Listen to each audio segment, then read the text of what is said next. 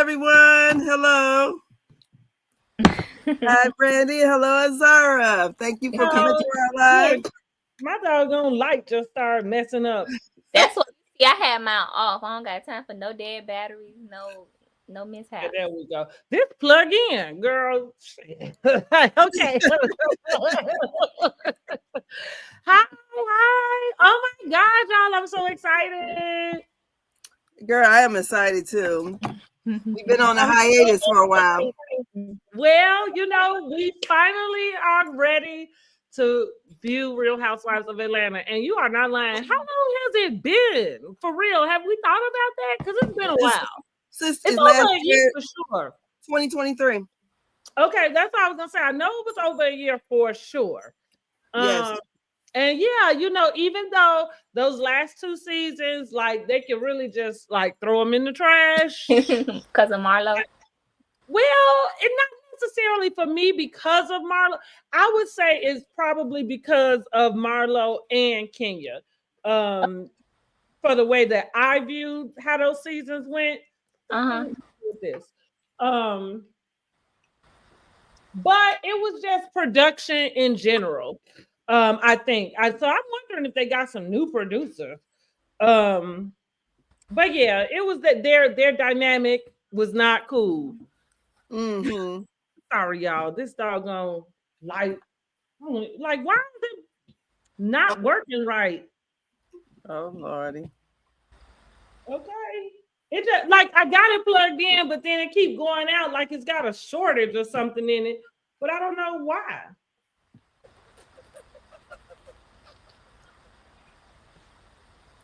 Like somebody playing with me. Let me see. I'm sorry, y'all. Okay, maybe this gonna work. It might be that. Okay, sorry, guys. Look, see, no, it's not the outlet. It's this. You got your robe on like you a housewife, girl. I need to get me a robe to do my reviews in. I'm gonna put up. One thing about me, girl, I stay in my robe, even if I'm fully dressed. Like I'm when I'm at home, I'ma still put my robe on. Okay. So I thought we'd go ahead and start and do a flashback. Yes. Here we go. What? Okay, season 1. Oh well, first let's go around and introduce ourselves. All righty. Top to bottom. Okay. Hello, my name is Aunjella Hogue, but I go by Word on the Curb on YouTube, and you can check me out on Facebook at Aunjella Hogue. Also, we have a Married to Medicine group on Facebook that it encompasses RHOA and Housewives of Potomac now. So you can check me out on that, and also on Instagram as Aunjella Hogue. Well, nice to meet you, Aunjella. No. Okay, it's my turn. It's your girl, BRANDIJENAE. Hey. So you can find me on YouTube. You can find me on TikTok and Instagram. I have been a Real Housewives fan since its origin, the very beginning.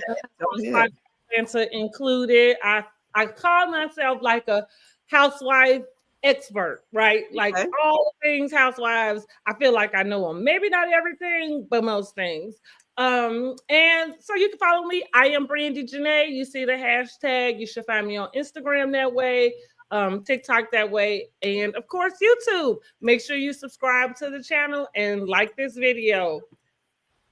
Hey, it's your favorite housewife without a Bravo contract, Izara, and I am here with my beautiful co-host. We're about to run down Real Housewives of Atlanta season Sweet 16 and everything in between. I am the creator of Housewives from a Housewife because I'm a housewife, loving the Housewives, loving Bravo. I also get into Married to Medicine. That's the best show on Bravo. So that's that's been swallowing up my page. It's gonna be off soon. I'm gonna be real sad, but I'm still giving y'all the housewife content. What else? yeah, just follow me, subscribe, stay tuned. I'm just new in the game. Started in November. Really happy about the progress I'm making. So just stay tuned with my journey. Let's see how the fathers go. Let's see if I can buy a new laptop with this. Come on. We need a new pair of shoes. Okay. New pair of shoes. Yes. Some good ones. So give us all the likes. Don't be afraid to jump in the comments. This is fun live. We also are going to come back every week once Real Housewives airs this Sunday. Tell me y'all excited. Yay! Yes, we excited. Housewives of Atlanta again. So we will be coming back each week, every Wednesday night at 7, giving you a recap of the latest Real Housewives of Atlanta episode. So make sure you subscribe to our channels. Hi. Make sure you subscribe to our channels and like this video. Okay, that's important. If you're sitting here watching, like the video. Okay. Thank you. My divinity is within. I'm sorry, I'm talking to TikTok. Oh, okay. Hey, TikTok people, we said hey. All right, so let's just get into it, honey. So listen, we're doing Sweet 16 and everything in between, which means we starting at season 1. Okay, we're not recapping every season, but we just about to talk about all the things we love leading up to this new season of Real Housewives of Atlanta, Sweet 16. We calling it Sweet 16 because it's the 16th season. So, of course, season 1. Now, do anybody remember what year this aired? Last night, 2009. 2009? Let's see. Yeah, 2008, child. That's what they say. I know. Don't that feel like sometimes even seeing the season, it's kind of like, I can't believe I've been watching this show this long. I know. But girl, when you look at them old phones they had. Look at these old clothes they got on. Girl. Super shiny. No, but then you look at their the actual attire they wore to the reunion that year. Yes, the reunion has definitely evolved. It was like very casual. Now it's just like an upscale, big production event. Yeah, the whole thing. Yeah. So we were introduced in 2008 to season 1, ladies, of Real Housewives of Atlanta. The stars or peach holders of that season was Nene Leakes, Deshawn Snow, Kim Zolciak, Sheree Whitfield, and Lisa Wu. Yeah, that was our cast that we got introduced to, and the big buzz for the season was Sheree leaving Nene off the guest list at her party. That's because Sheree kind of got it started, coming right in the door with leaving her off the guest list, and she did recently admit on Carlos King's podcast that she did it on purpose. Oh, yeah, you didn't see that? You ain't catch that, T? I ain't watch it. So when did you start watching Housewives of Atlanta? I started watching, girl, I would say it was definitely once Candy came on. I might have caught an episode or 2 the first season, but I think I started watching it. It must have been season 3. Because I remember, about hearing about Candy's boyfriend dying. Season 3. So then I, went back and seen the episodes, but I wasn't really strong on it to really. I would say probably when was it season 8? When was the Pillow Talk? Pillow Talk. I think it was 6. 6. Okay. 6 and 6, or maybe it was 5 because I didn't like Kenya, so it must have been season 5. Okay. Yeah, so I watched it here and there, but I don't know. You didn't get the buzz say season 6. Yep. You didn't get the buzz from the get-go, because that's how most of us got pulled in, was with Sheree leaving her off the guest list. They were supposed to be friends, so we trying to figure out like what's going on. Of course, we get Kim Zolciak with her Big Papa. I still don't know who this man is. Do anybody know who the real person is? It was some like I don't want to be culturally insensitive. I think Arabian man, some kind of man from the Middle Eastern country. He was married. That's why she didn't use his name. Everybody know that. I think his wife name was Kim. Exec or something? Huh? He like a record exec or something? A music exec? I don't remember where he got his wealth from. Okay. But I think because did she go pay cash for her Escalade that season too? Must be nice. What hell? Now they getting they going out and dropping Rolls Royces and we a long way from the Escalade, and back then we thought that was big shit. Like, get a Cadillac, Cadillac Escalade. Okay, we like now. Honey, now Shamia about to come on, roll up the Rolls Royce. Like, how many Rolls Royces can you have?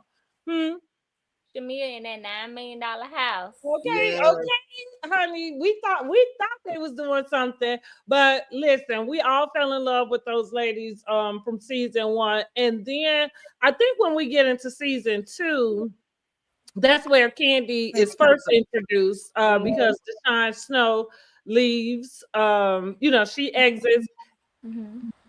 Lisa Wu is there for the second season, right? Yes. She was the fashion show that season, right? Her own fashion show. Or it seemed like her and Sheree always had like this. I think Sheree very early on got this like reputation for not like following through. So I think Lisa Wu made it her business to like make sure she put out her line and had a fashion show all in one season. And y'all already know, if you've been watching, it took us 14 years to get Sheree's. That's a whole lifetime. A whole dang on. Listen, I'm gonna give Sheree her props. As long as you get it done, it might take you a long time, but like that house, like you got it done, okay, fine. But she ain't even take it serious. It didn't, going back to, so did you ever watch the old episodes? So she first tried to use Michael, I can't remember his last name, but he was on Project Runway. And so he was a designer. So she wanted to have him come in to help her design the clothes. Yeah. Because she's not a seamstress, right? Yeah. And so he kind of come in and he was like giving her advice. And it's probably is why it took her 14 years to even, and I don't even know if she got much of it out, but what she got out on her website really looked like the same thing either one of us would do, Yeah, because remember the guy who did her runway was that season switch the link thing. We got Izara's face covered up. Yeah, there we go. The girl, the guy who did her all of the stuff for the runway, remember they fell out because she didn't pay him. So that was back when you're right. But that was multiple times. Yeah, but I'm talking about this was season, was it 14? Yeah, that's when she finally got the fashion show going. Yes. But this particular guy is all the way back in season 2. So her storyline has been the same thing for absolutely. She ain't been paying them bills. Yeah, and not paying her bills, being halfway broke, waiting on her settlement from Bob Whitfield. Yeah, because that was the big thing too. So funny enough, let's go back about this first season. I believe that they were building the show around Sheree. With Sheree having the ex-husband football, the star husband, she had the big old house, and again, she was expecting a 7-figure settlement. That's what she kept telling us. She never got it, but she was expecting it, and we was all waiting on her to get it. Okay, like we was gonna get something. So yes, that has been the core of her storyline. Once she passed up off the money, then we see her kind of move into the condo. Sheree has been through a lot, and we have watched it all. Now, the one thing I'll give Sheree, and I think this is what Phaedra tries to do, Sheree it's like she don't let nobody see her sweat. You know what I mean? Yeah. Like she had her and her kids in a condo, and I know they had to be with a mattress on the floor. Now I don't know Yes, who was the air mattress on the floor, but all I'm saying is they had to be very humbling to be on this doggone television show, and we done seen you go from that to this. You know what I mean? To basically living like the people who watching you living. Yes. And so, you know, but she never, like, I don't believe that she's ever quit the show. Like, I think she just had not been asked back the time she wasn't back, because she's been asked back about 5 or 6 times. Sheree is probably the one that's come back the most. But she, you know, I give her some props for that, you know. However, Nene ended up becoming the breakout star. Yes. Which is, and you hear her in a couple of interviews talk about how she kind of did feel like the underdog. And I understood why, because I think everybody else kind of had this lifestyle that she was teetering and working her way to get to, you know? And you could tell by the way, maybe some of them, like Sheree leaving her off the guest list, you know, it was kind of a nasty little dig. So I think that's what started the rift between Sheree and Nene. And Deshawn, she just really, this wasn't for her. She just, no. Yeah, no, not at all. And she, you know, and let me take it back. They probably started building the show around her. But then, you know, like, or maybe kind of doubling it between her and Sheree, because she spent a lot of money too. With her house manager. Yes. Yeah, like she had somebody for everything. And unfortunately got divorced maybe about a year or two after the show. We thought maybe she was maybe sooner money. But anyhow, but yes, we fell in love, and I just wanted to go back and do that. So season 2, we get introduced to Kandi Burruss. I think a lot of people didn't know who she was, of course, because I'm always following entertainment and stuff. And it's my era. I knew who Kandi was instantly. And it seemed like her, and that season, that's another season. I know. Oh, okay. No, I didn't do all of them, so honey. Oh, okay. I was I'm like, that's a different season. So we get her mom and her family. Mama Joyce, honey, a force to be reckoned with. Yes, she did. She had the best supporting family. I swear to goodness. The most memorable, yeah. Yes. Oh my goodness. Now I really like. Huh? They not too hood, even though they call them the old lady gang. Yes, but I didn't understand what was it that Nene didn't like about Kandi, or what irked her. Because she, I remember she said that, you know, on one of the episodes that season, that Kandi was a little ghetto, and I'm like, what? It seems to be a little bit ghetto. Yeah. I'm like, Nene, you ghetto as hell.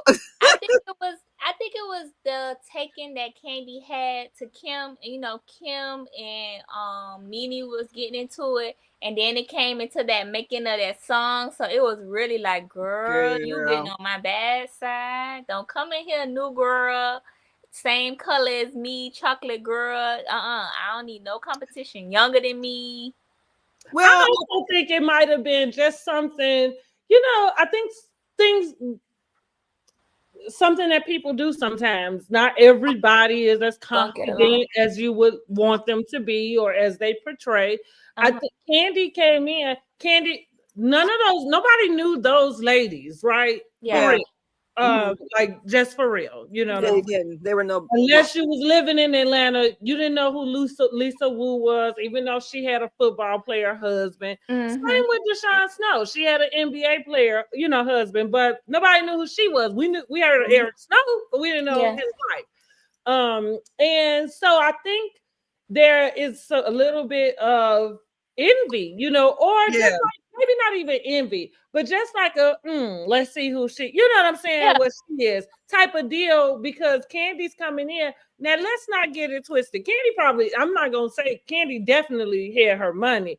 Yeah. But as far as what was going on with her, I mean, like I said, unless you just followed the group Escape, you kind of came from, let's say, my type of generation. Most people probably didn't know who Candy was either until it was told to them. Or then showed to them. I knew everybody was making a big deal. Candy. I'm like, who is Candy? And they was talking about the group. I'm like, what group? But I'm much young. I'm like, what group? What song? What song again? What song is this? Oh my goodness! Now I know Miss Candy. Now I love Miss Candy. Miss Candy. Girl. Okay, drop in the comments, where did y'all find out who Candy Burris was? Y'all really old. Worldwide, bitch. But you didn't start off that way. See, let me go, because the one thing about Candy that has always gotten under my skin is that she gets her confidence, but she don't give it until the people give it to her, and I don't like that. Okay. Like, you know what I'm saying? Like, after the people kind of pump her up, then she come in like, I'm the boss, you know. But it was like you always was. But you know what I'm saying? Like, so that's what I mean. I feel like there was just a little bit of animosity as she came in, because she did have at least that background. Yeah. And so with coming into the other ladies, Nene had broke out as the fan favorite. So she might have felt a little threatened, you know what I'm saying? Like, to say that this lady, you know, like, that pretty much could take my shine. Yeah. It didn't happen that way, but you know what I'm saying? Like, I think that's where the animosity started, and then the stuff with Kim just kind of pushed it on. Girl. Even though they end up working out. Why we talking about Kim, honey? Now, girl, enters Kim. Kim, you know, we probably need to, I don't even know. Let me think of what we need to do about her, because I blame her for every other housewife that decide that they want to get somewhere and sing. Yes, Lord. That started. Even for Dr. G's. Not Dr. G. And then I'm going to blame Candy. Candy does not go without blame, because you knew that lady couldn't sing. See, she went to go try to sing with Dallas Austin. Girl. Season 1? Yes. Okay. Dallas Austin told her, like, this ain't it.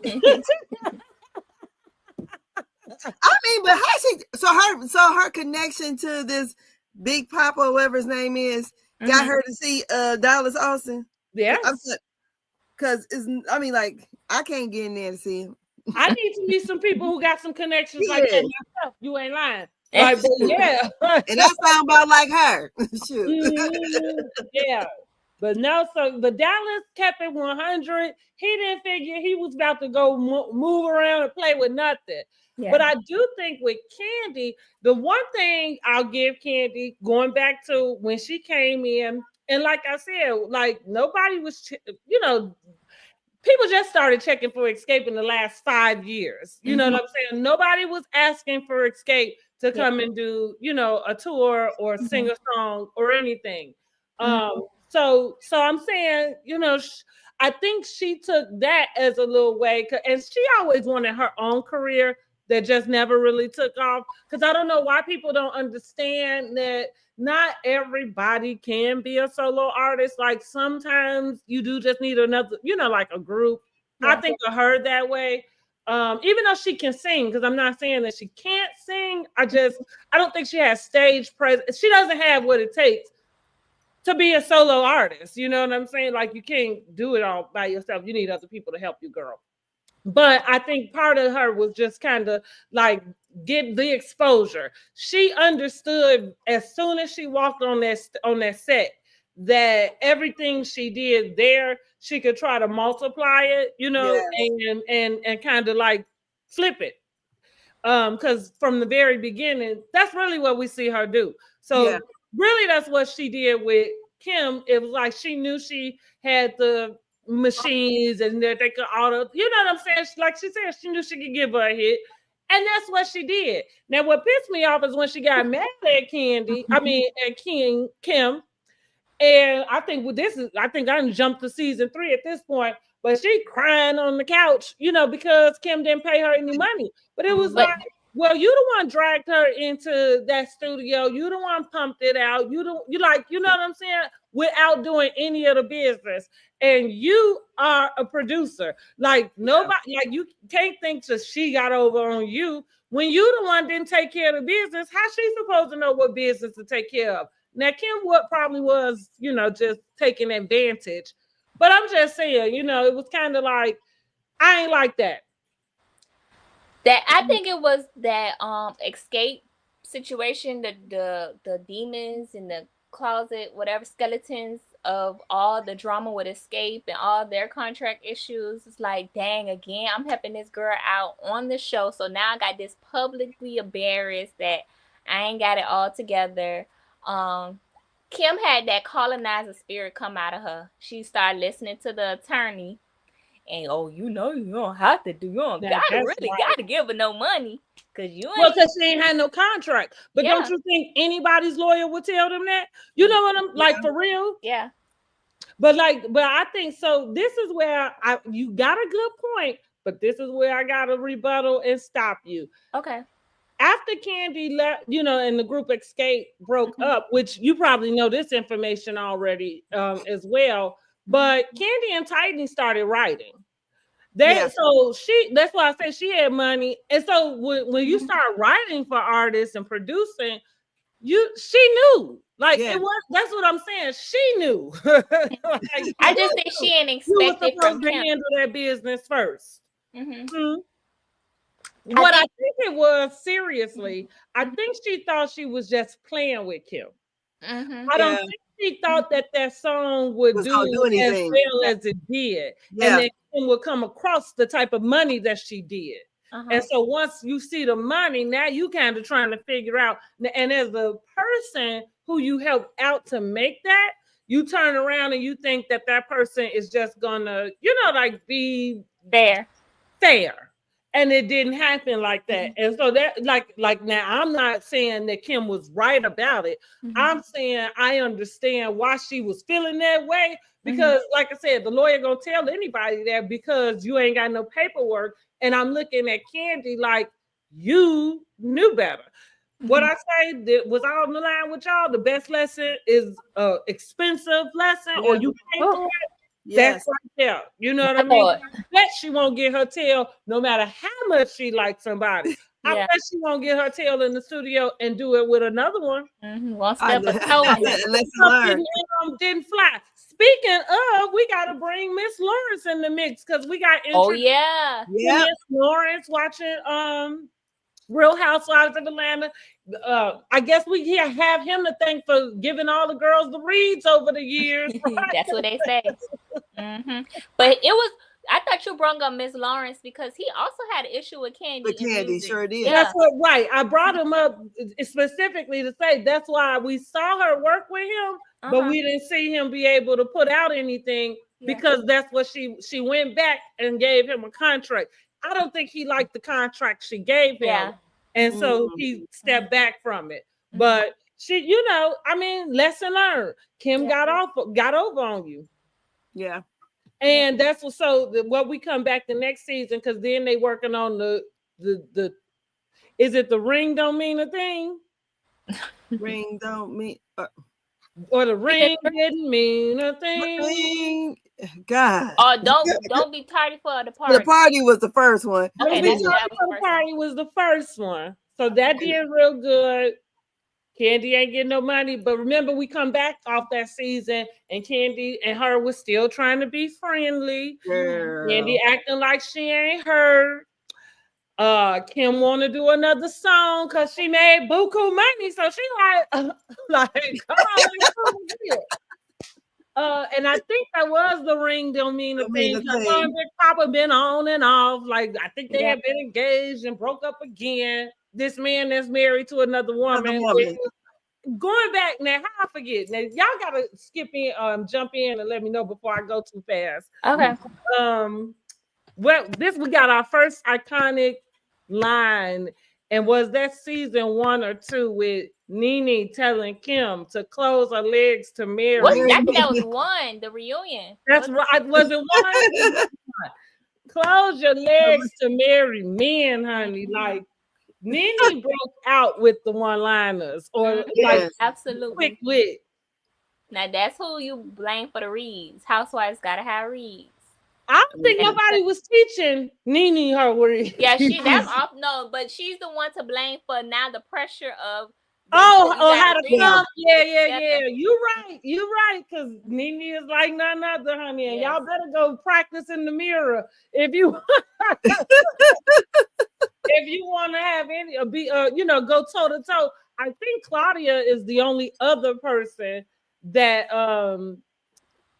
like stood toe to toe with Nene going back and forth. But I think Claudia practiced that also. Claudia was waiting for that moment the whole time she was filming. Mm-hmm. And Kenya was her friend. Kenya was her friend. So Kenya, probably was debriefing her like, okay, come on now, this is what's gonna happen. Da da da da da. But in the Carlos King exclusive interview with Nene, she said that Claudia was the only one who gave her a run for her money. And after they had that fight in Puerto Rico, she told the producers like, okay, this is the one. You looking at Demetria, but this one right here is the one right here. Did she need to be full time? She deserve a spot right there. What do we think about Claudia? What do you say? I don't like Claudia. You know? Well, okay, maybe I should figure out a better way to say these things because I don't know this lady. There you go, right there. Okay. Yeah, I don't know that lady, right? So I guess to say I don't like her is, kind of silly. But yeah, I didn't care for her on the show. Part of it for me really was it was her eagerness to have those moments with Portia and with Nene. It just gave such authenticity to me. And by the time Claudia came in season 6, yeah. Okay. So, at that point, we still was looking at an authentic cast for the most part. We still was having fun shade. Well, right before no. Because season 5 is when Kenya came, and that's when the that's why I had to take it back because I'm about to say right before Kenya. But if you notice, I think that's why Claudia came in because Kenya did have she had a shaky season, but she was coming in like overly nasty. Girl, too hot. I think Claudia came in specifically to be a backup to her. Yeah, I think they was friends. She came in as Kenya's friend. And they knew each other. And they friends in real life. Like most of the housewives, they, well, maybe after this point, because most of the time, well, at least when they started off, I'm gonna start there. When they started off with season 1, they all had some sort of connection to each other. And then all of a sudden, that's not necessary. It's just the business. We gotta figure it out. Yeah. So, explain to me. So, how did Candy even get on the show? I forgot. She was not a housewife, and she had never been married. So I was wondering. They probably was scouting. I think the scout just kind of reached out to her. Oh, actually, I know the story. I remember the story. Tiny. They went and asked Tiny first. But Tiny didn't want to do it. So she suggested Candy. Okay. And so that's how they went and found Candy. But funny enough, I mean, they, what I also found out is that she was just on this show that was on WeTV. It came on this past season. It had like Malaysia. Was it Couples? It wasn't Couples. Carlos King, I think, does the show. Oh, Bad and Bougie. Bad and Bougie. That's it. So that show it came on WeTV this past year, and there's a lady. I want to say I don't know why I'm Peaches but it's not Peaches. It's something. I don't know. It's something. Producer Princess. Say that again. Her name Princess. Princess. Look at me. Well, I'm like, it's not Peaches, but I don't know why that's coming to my head. Princess. So she is the person that really came up with Real Housewives of Atlanta. Yes. She did all the scouting and all the meeting of the people, casting. Yeah, the casting, yep. Take claim for that. But also what I found out, so like how we say, like, well, they're not even housewives. Like, how did they even, woo. But I found this out too, is I think Bravo or whatever production company Bravo uses, I think they just purchase the idea from a person and then change the name. So like somebody come to them and they, what do they call it? Pitch them. That's what they pitch them, an idea for a show. Because then even with Orange County, it was supposed to be called something else. And then the network will somehow end up coming up with Real Housewives of Orange County. But it was supposed to be something totally different. And now I'm not sure why it is Princess thought she had an original idea. Maybe it was just because it was African American cast. I'm just saying,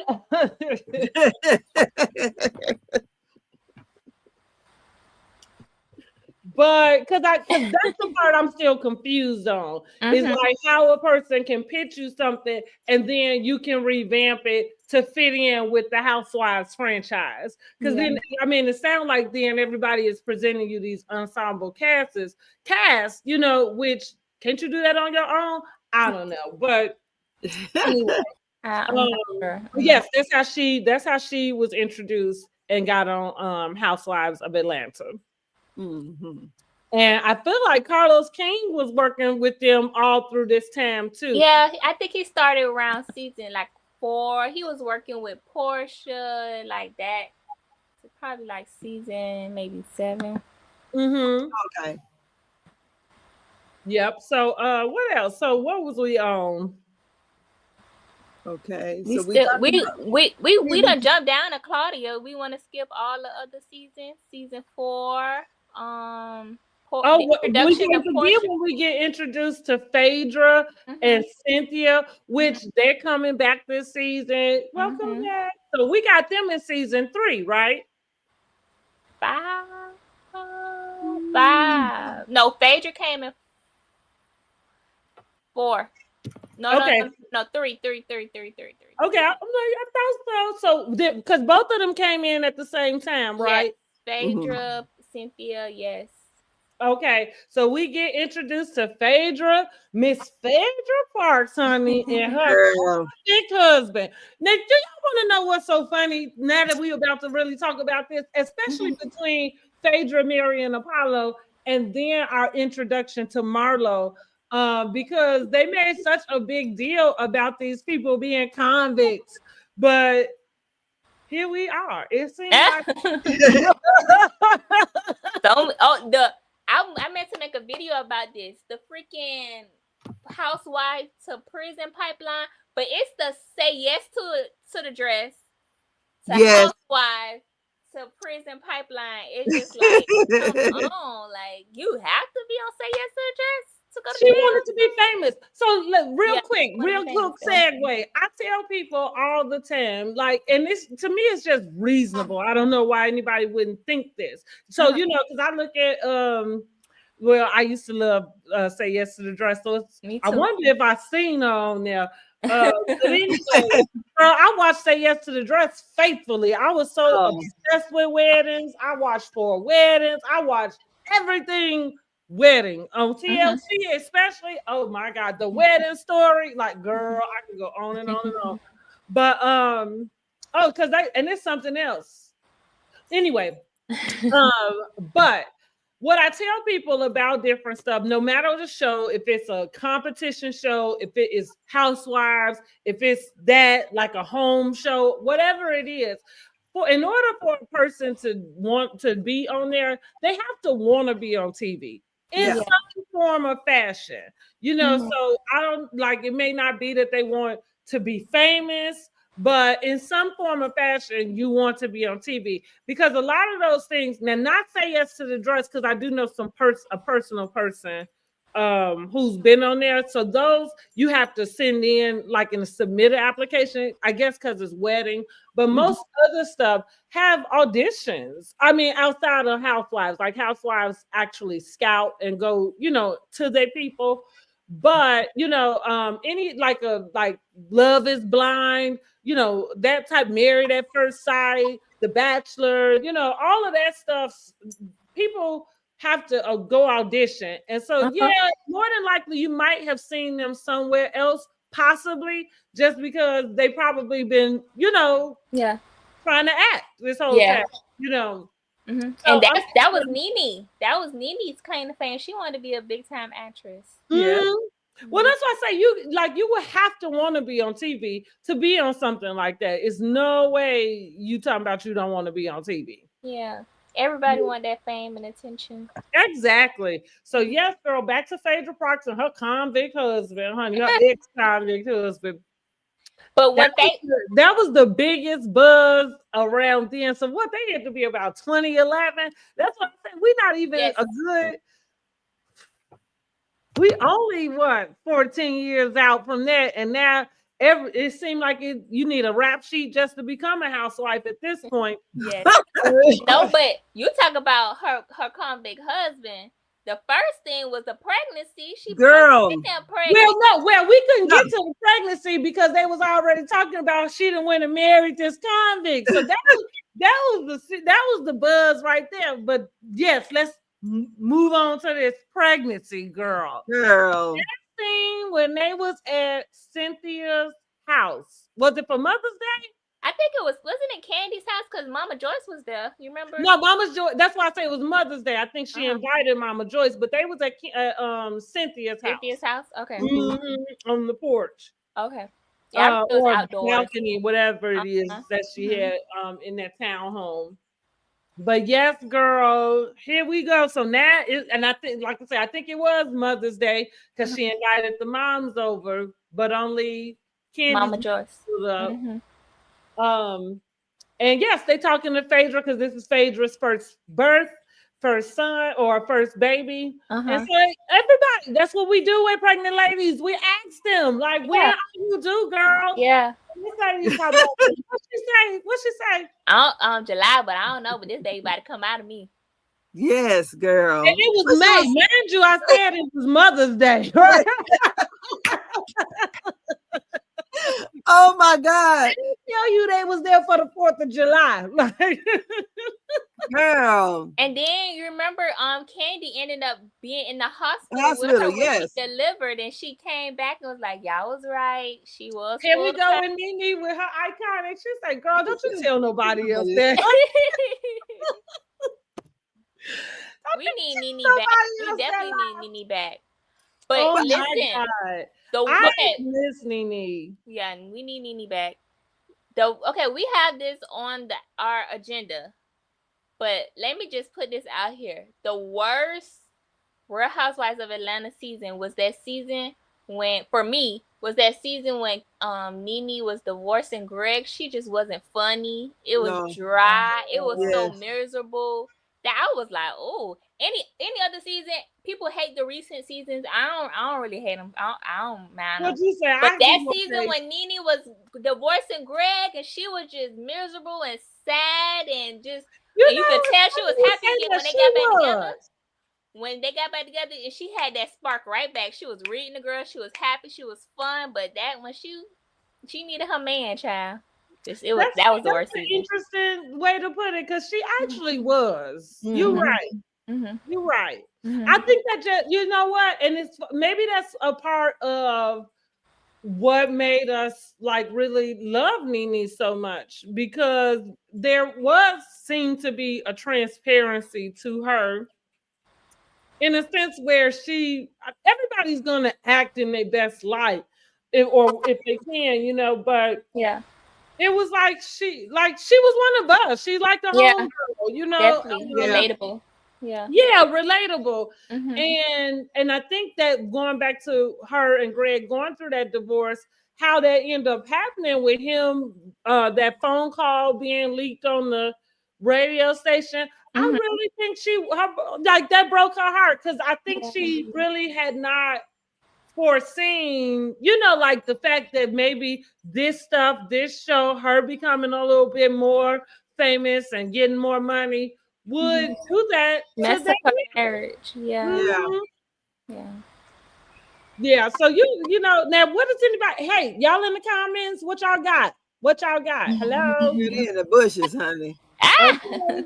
They in the bushes. Come out of the bushes. Okay, hello, where y'all at? Well, tell us what y'all best parts or worst parts is. Hello.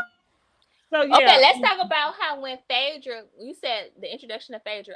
When Phaedra first came in, I loved me some Phaedra. I loved her. She was just so funny. She was on it. She was cool. Her man was fine. It was all good. But when we find out that she was fake and phony and was gonna lie about everything and just play dirty. Just play dirty and be sneaky. Like, what episode was that she was sitting at Cynthia's house telling them people she was about to go be induced 2 months early with no but then it was way. How you gonna tell a bunch of grown people with kids? Oh my God. You know, that was, to me, that was what it was. Because I was like, a little girl. Do you realize you talking to people, not just the audience, but the people sitting right there in your face? Like, you talking to people who've given birth. Like, we carry babies. Yeah. And not for nothing, everybody's pregnancy is different. So that's why I mentioned, like, without any complications, because if you telling somebody you finna go to the hospital, you know, in 2 weeks to be induced, the baby on your baby 7 months, we all know that baby's lungs ain't good. And, and if you turn around and say, well, the doctor said he's ready, it was okay. Now everything is good, then that means you ain't no damn 7 weeks or 7 months.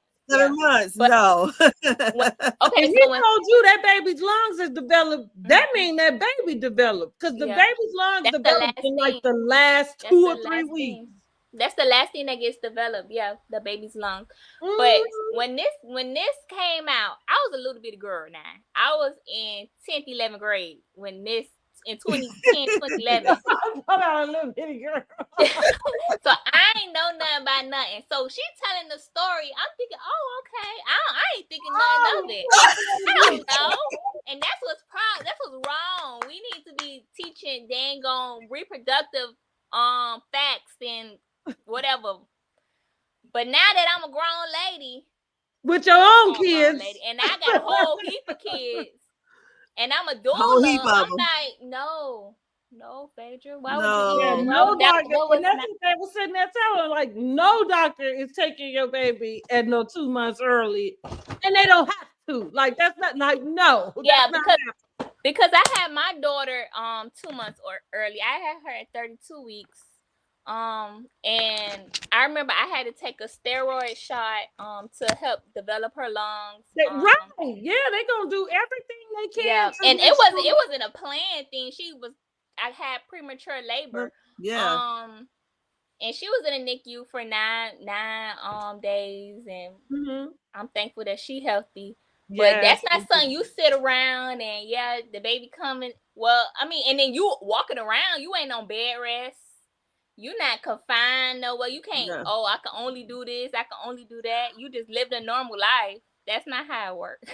Yes, because they definitely had me on that bed rest. I couldn't even get up to go use the bathroom. They wouldn't let me get up. What I'm already, well, I didn't have to go through that, but like what you saying, I'm already knowing that. That's why listen, I remember getting to, I got a bladder infection, and it kind of put me into preterm labor. But honey, I stopped drinking pop from that day, because that's what that meant. It's very easy to get when you are pregnant. In labor. And he told me I was gonna probably have the baby that night. And I couldn't do nothing but just pray that I didn't, because I knew it was too early. Yeah. And so I'm like, girl, Mm-hmm. I don't want to see another pop because I was tearing up them Pepsis. That's how it be. That's how it be. It'll get you every time. I was like, no, ma'am. That was the worst bladder infection I ever had in my life. Mm-hmm. And, oh no, and then like that, almost put myself into preterm labor. Yeah. Yes. Yeah. But you would think nobody want to be bothered with that. Yeah, well, you would think that Phaedra being a lawyer, a lawyer, but in her 30s, because she is 51. You would know better than that, because I'm pretty sure we've gotten to know Phaedra at this point. What we understand about Phaedra is that the appearance is everything. It's better than the truth. Yeah. We gotta talk about why she lied. Why she lied? She lied because of the whole grandiose of being in church. Her mom, I think her mom and dad are preachers. Yeah, they are. But she was sitting right there at the damn hospital when that man said the same thing. Well, now, maybe she was the one to come to us for the lie. She was sitting there. And her mama know better. She probably was like, you better not get in front of these people and tell them. No, remember they had a scene. Mm-hmm. Who was it? Because it was Phaedra's mom. Was this in the same place? And I'm trying to think of who. Oh, Candy. Yeah. Oh, this gotta be religious. When she told, she said, because she couldn't have no baby because she wasn't married. It was like the mama said that. I remember she said that. And so it was kind of plain to see, like, well, that's the reason why Phaedra, had to finagle. And again, I don't know what the timeline was between her marrying Apollo and why she thought her mom couldn't count, right? Exactly. Her mom was come on. Not sure why she assumed her mother couldn't count. Yeah. What the time lapse was between them getting married, if she had even because I don't know, maybe they got married so fast, like after she found out that she was pregnant, that the timeline fit for it couldn't happen. Yeah. And look at me, I'm like, no, it couldn't happen. Like, I was trying. So no, that lady was delusional. We saw where she got it from, because the apple don't fall too far from the tree. It never do. Never do. Girl.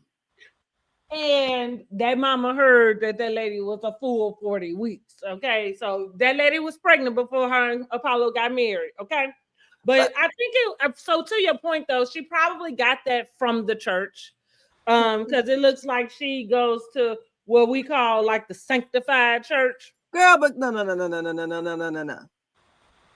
If she was so sanctified, she wouldn't even be on the show. So listen, just because I said she went to a sanctified church really didn't mean that I was 10. Because let me just put this out here, and I hope I don't offend nobody. Most people I've met that go to sanctified churches ain't that sanctified. It's all about the act. Yeah. That's why they concerned about all you can do is wear skirts and all that kind of bull. Because but Phaedra, if she was concerned about the act, she wouldn't be on the show. Because we're seeing everything, Then when they go on vacation, she always wore, the real. That's why I liked Phaedra, because she wearing it and she letting it all hang out. I was like, okay, that's your girl. You like Phaedra because she teetered. What the Bible tell you about double-minded men? No. I like the Bible tell you about double-minded men. That's what I like, but that's the thing, because she teeter and totter. You know what I'm saying? But that's the deal.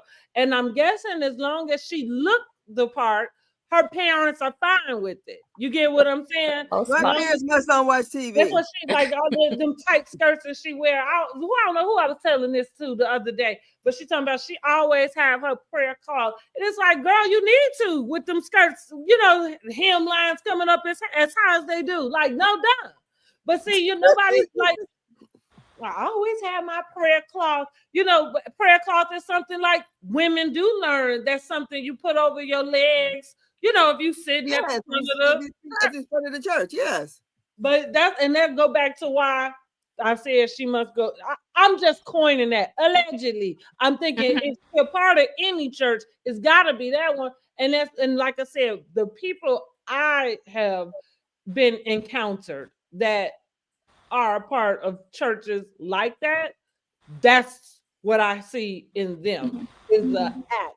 You always know who a Christian is because what the Bible tells us, a tree by its fruit, right? And so, so you know who for real and who not, because they're gonna show up like it all day. You know what I'm saying? Like it's not an act. So like if you kind, you're gonna be kind. Like you know what I mean? Like it's just that, So yeah, what's in you gonna come out?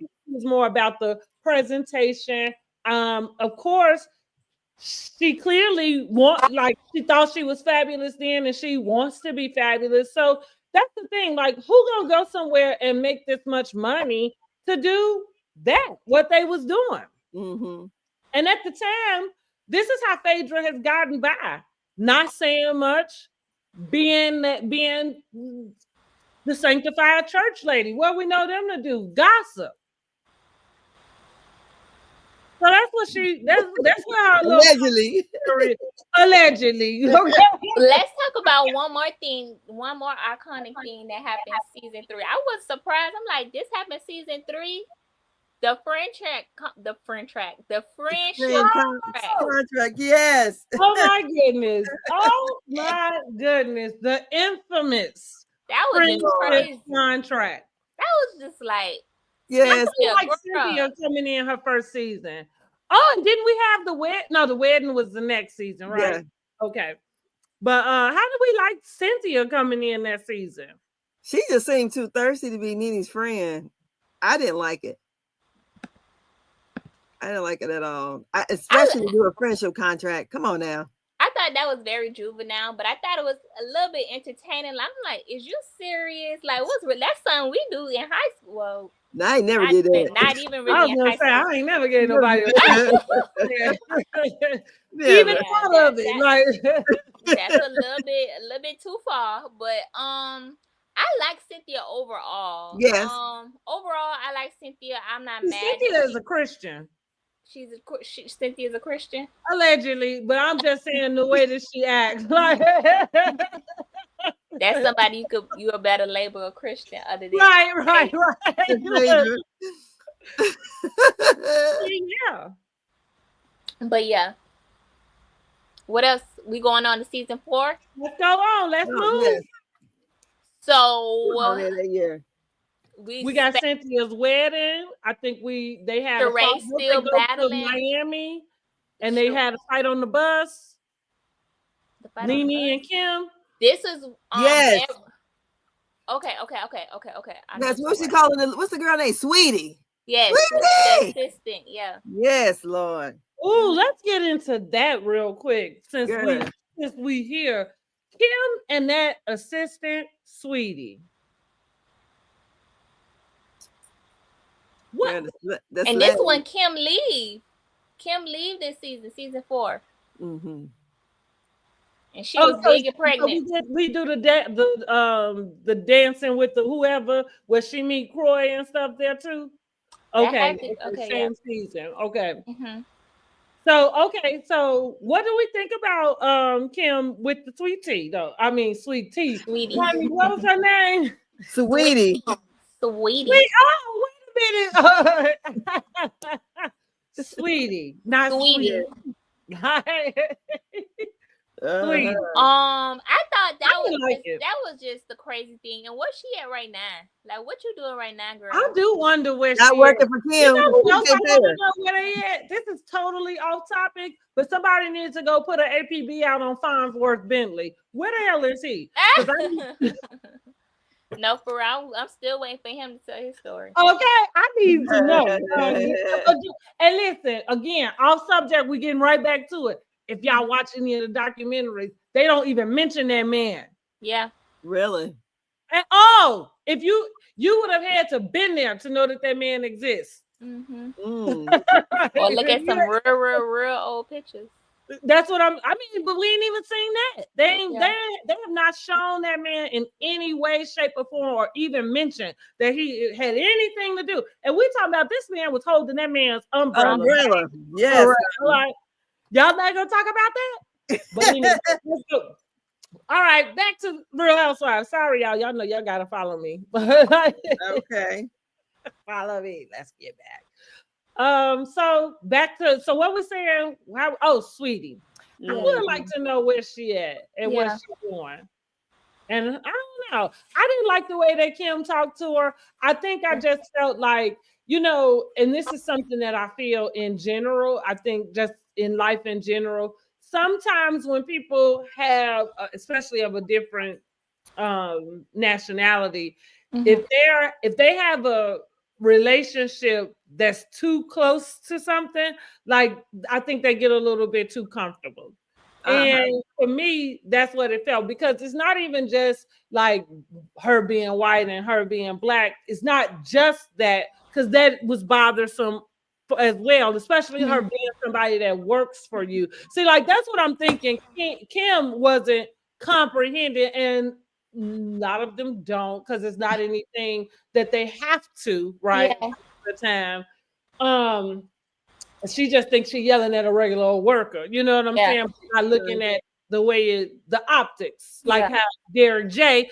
Hey, Derek J. So we gotta give him out. Derek J. kind of tried to let her know. But I do think that maybe I wonder what it was with Sweetie that I guess she needed a job. I don't know. Maybe that's the job of an assistant. Maybe a lot of people like already know that that's what go into it, and so you don't like. I don't know. You don't let it bother you or off your shoulder. But I didn't like it, and I thought Kim. One sec. I don't see Lee Harris in your contacts. Who do you want to message? Nobody was talking to you. Does anybody know how to turn Siri off on the laptop? I gotta figure it out, because she'll be answering stuff if I'm watching a video or something somehow, and don't let something say, "Hey Siri," because here she go, like it's on the TV. Anyway, I didn't like it at all. I think she just took advantage of her proximity to a culture and just got too comfortable. And later seasons, you remember in that reunion, she was like, "Yeah, any basically white woman would never like step foot on this cast. Like, I'm the only one brave enough that took on that challenge." And see, I didn't even understand what she meant by that in a sense, because that's what we call like microaggressions. You know what I'm saying? Because what are you saying? Like, what, you know what I mean? Like, they're gonna be like they fearing for themselves. Like what would be the deal? Or do you feel like, here we go with the like being inferior? Do you feel like you don't measure up? Is that what it is? Or you the only one that can? Like, I didn't understand that. And I think that's what bothered me with Kim over and over and over again, is she did display white privilege. Yes. All the time. You know what I mean? The whole time.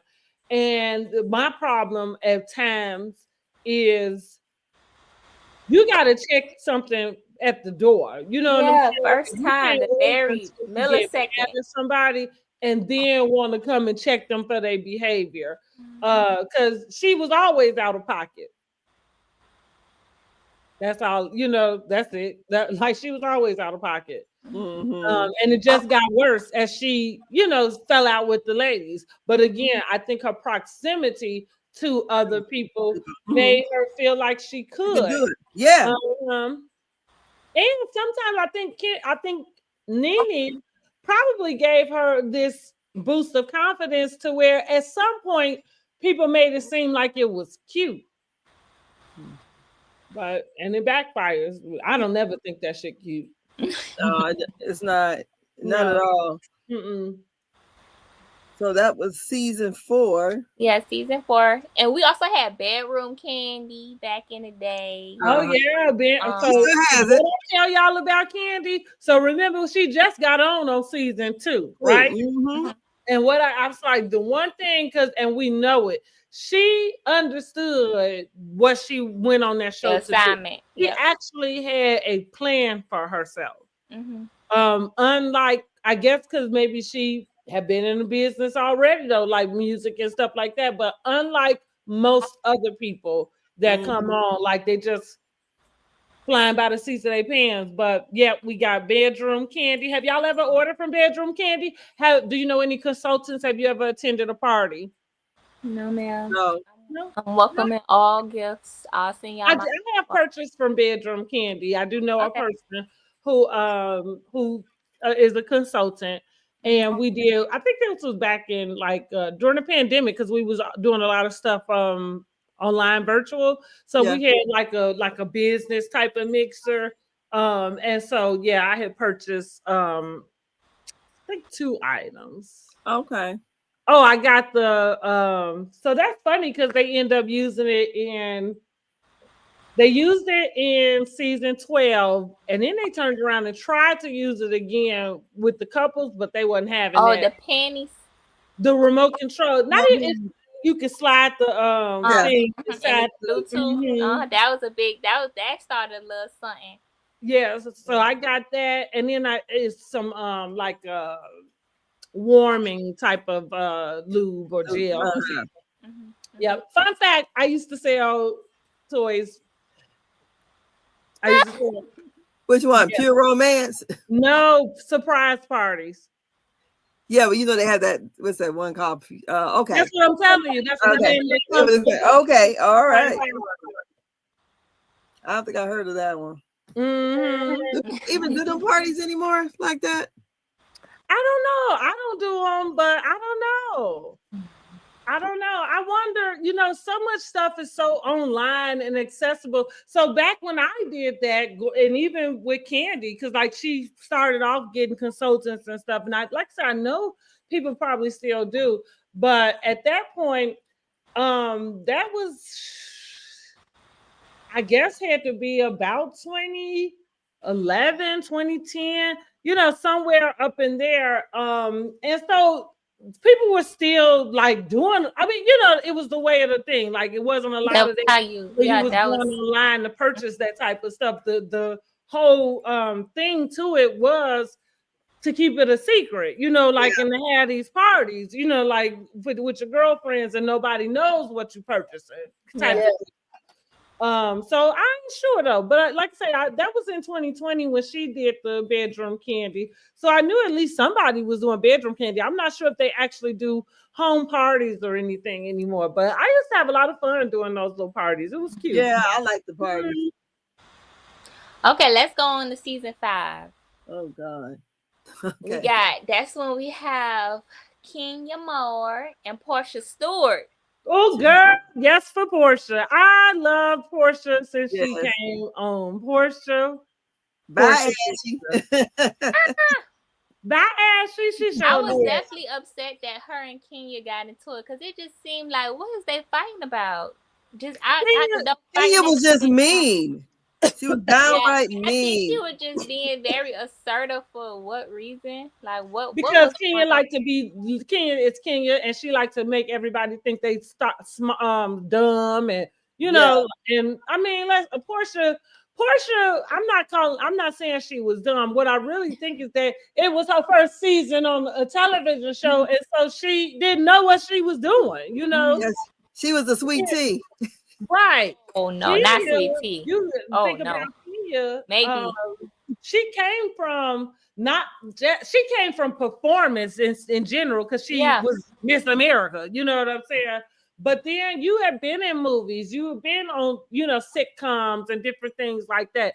So that's what I was saying. I feel like at this point, maybe they need to stop going the actor route. And maybe it works for Beverly Hills because that's who lives in Beverly Hills. Mm-hmm. But as far as everywhere else, like maybe y'all should stop getting these actresses, like to pull them over into a reality show, because I think they will always be performative, because that's what they are used to. You know what I'm saying? And Kenya was over the top. It was exhausting.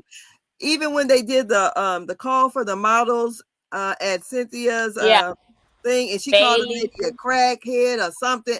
It was ridiculous. She didn't call Cynthia a crackhead. No, she didn't call Cynthia crack. It was one of the models. Yeah, coochie crack. She had coochie crack.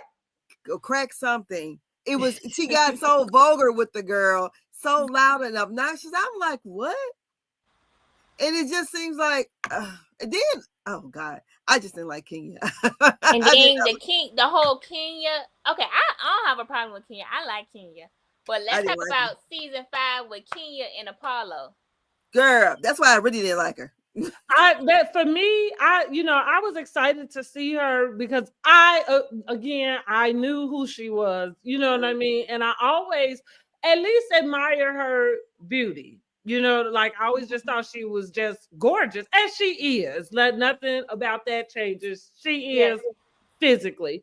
But I would agree that her behavior for the season is what turned me off. It was a little and it definitely was with Apollo, because I just thought it was, first of all, she did come on with the guy Walter, and even though none of us believed, and we just found out that was Dr. Simone. That's Dr. Simone. Yeah, Cecil's nephew. Yeah. But none of us believed they were really in a relationship. However, you presented him as your boyfriend. So it was crass to me for her to be flirtatious with Apollo for both reasons. The fact that you supposedly have a guy you dating, and then this man is married. And let's be clear, that I looked at it as that's who she is. The reason why I looked at it as that's who she is the very first time she met him, she's in her confessional, and because you realize they do the confessionals after they've done all this filming. So you come back and give your commentary, and your first thought is, "Ooh, he kind of fine." So even after all of this shit went past, this is what you come back and add to your commentary. I thought it was crass. I thought it was kind of hoish. She said the same thing about Drew's husband. Well, are we surprised? She seemed to be like at the end. So what I decided to figure out was that Kenya want attention from men. Like she crave it. You know what I'm saying? So I think it wouldn't matter who around. You know what I mean? But it was kind of like to go in and act like you wasn't flirting with him, like to kind of play that role. It's like, no, girl, you wrong, because you would probably have somebody head if they did that with your. Girl, you kept him a whole secret, didn't you? To introduce him to anybody else. Her own daddy ain't know. Yeah, she didn't let nobody know about. What she call him, baby? What was the name? Yeah, his name is Mark, but she started calling him baby. Well, let me tell you, I tell everybody, y'all, we saw the blueprint for how she ended up married in secret. We saw it when they went to Anguilla. Like, while she was in Anguilla, she's talking to Walter. And mind you, like I say, even though we know now that they actually weren't dating, like that they had dated prior. And the story that was told is that she just kind of asked Walter if he would come and film with her. But again, I know a person for their works. So like I said, we go there in Anguilla, we see them having these conversations. And I know, like I said, I'm looking at this and I'm like, what conversation is she like having in her head in which like kind of left this place and she thinking this man just told her he's engaged in 3 days. Like, I'm like, I don't see that. I didn't hear it. Like, what is going on? She was looking a little delulu. Yes. But fast forward, like I say, we knew all of that stuff come out, and then we fast forward to when she did get married in secret off in the country in some island.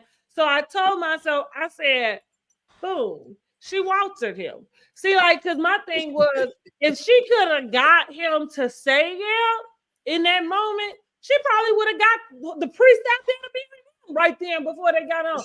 So that's what I'm thinking. With the same thing happened with Mark. Y'all probably dated. Y'all went and had a nice little vacation, right? Boozed up. okay, everything good, the sex good, y'all, you know what I'm saying? Like I say, y'all out of St. Lucia. Everything is happy. What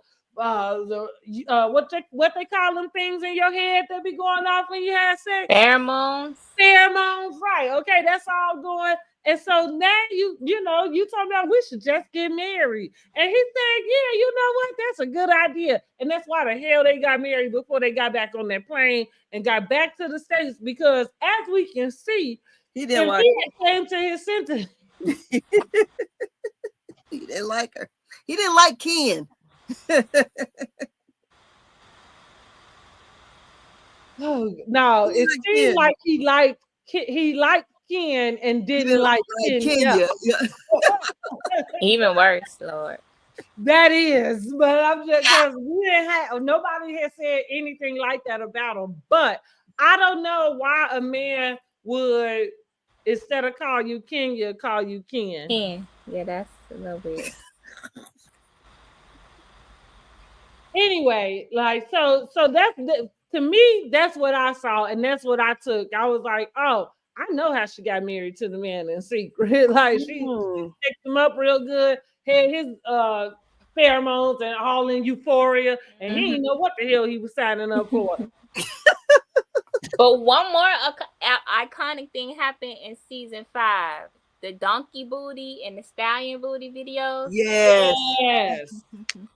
Yeah. That Phaedra never paid. What, took forever to pay Todd for? That's what they said. That was another rift between Candy and Phaedra. I feel like this is where we start. Phaedra and Candy had gotten real close, but then we see them. Oh no, this happens the following season once the real dookie booty stuff really kind of explode. Did I say donkey booty? Wait a minute. So what season was it when Phaedra had Apollo? Her and him both sucked on that pickle. Oh Lord, that was early. She was pregnant. That was when she first came. Remember, she was pregnant because that was a part of the maternity shoot. Oh, okay. Oh yeah, for the first one or the second? For the first baby? When they did the baby shoot. Was it the second baby?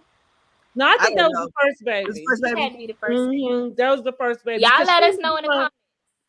She was doing a whole lot that first season, and wanted to make sure we understood that her and Apollo was in love. Okay, they was in love. That pickle was weird to me. Yeah, it was. Yeah, I thought it was weird. Like, okay. But yeah, so we know that Phaedra and Kenya end up falling out because of the donkey booty. Yeah. Video. And it was because she didn't like what Kenya brought to her about the deal. Yeah, on the back end, on the front end, and all that. Yeah. Which, listen, now I'm gonna give Kenya her props where they are, because I don't have no problem doing that. Kenya is beautiful and that girl is smart, know. And so Phaedra probably should have took her up on it, but I guess maybe you don't like it when somebody can still kind of get something from you, and like you just want it all on your own, and then maybe you don't want to give. Well, I'm glad she didn't do it with Kenya, because if they had fallen out after that, then you give this person this ammo to be like I put you on, basically. Because like I went and found this, I made the deal, but because I don't think, listen, Phaedra probably put hers out on her own, and I don't know who did. I know we kept trying to go back and forth about whose video did better than the other. I can't say one way or the other. But I would always think that it would probably be better if you had a production company behind you. That's all. Yeah. I ain't watching that one. But it was on TV. I didn't either. When it's all said and done, I did not either. But Phaedra, so look, so she did the video during this time. And then, so this is what they said why it took so long, because now we're going into the next season, why it took so long for her to pay Todd, because she ended up pregnant, right, with the second baby. I think that's what it was. She did that. They did the donkey booty. The next season, season 6, that's when Apollo got his fraud charges. Right, that's what I'm saying. So in some way she was okay. So she must have got pregnant at the end of that last season. In season 5. Because what she was saying when they came back and her and Todd had the conversation about his money. She was saying, like, I went into labor, like, after we finished doing whatever. Oh, wait. Oh, that wasn't, he didn't do the tape for the donkey booty. Who? Todd didn't. She was trying to do a maternity tape. That's what that was for. Oh, okay. Yeah, I was confused because I'm like, wait a minute, like, okay, I think I remember. Huh? I said, yeah, I think I remember. Yeah, Todd didn't do because Todd wasn't even around at that point. When she was doing the donkey booty. Okay. But season 6 was also, that's when the I'm lying. Todd was around. We gotta skip back. That trip to Africa, was that the girl's first cash trip? I don't know if it was their first cash trip. I think it was. Okay, maybe not because they had been to Miami, but I guess I'm thinking like the out the country type of their first big one. So that's where Todd and Candy end up meeting because Todd was on production. Yeah. So and then we met Marlo that season also. Yeah. Because Marlo paid her own way to go to Africa with the girls. Okay. So anyway,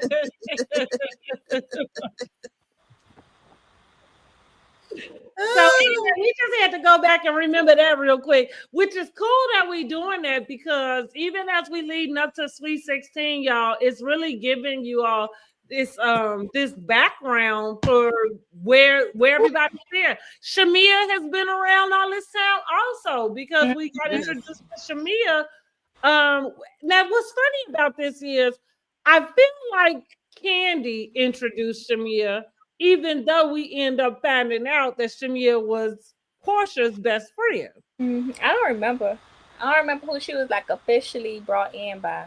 I feel like it was Candy because I feel like I remember asking myself, like, that's strange. Like, why is it that Candy would bring you in to film but your friend didn't? Because she didn't bring her in her first season. Okay. That's it, like, and then the next season is when we seem to meet Shamia. Or am I right? No, and that South Africa trip was season 4. Season 4, right. So I'm like, Todd was around when the donkey booty was being done. He just wasn't like official. Yeah, I think the next one he come in and that he a part of the crew officially.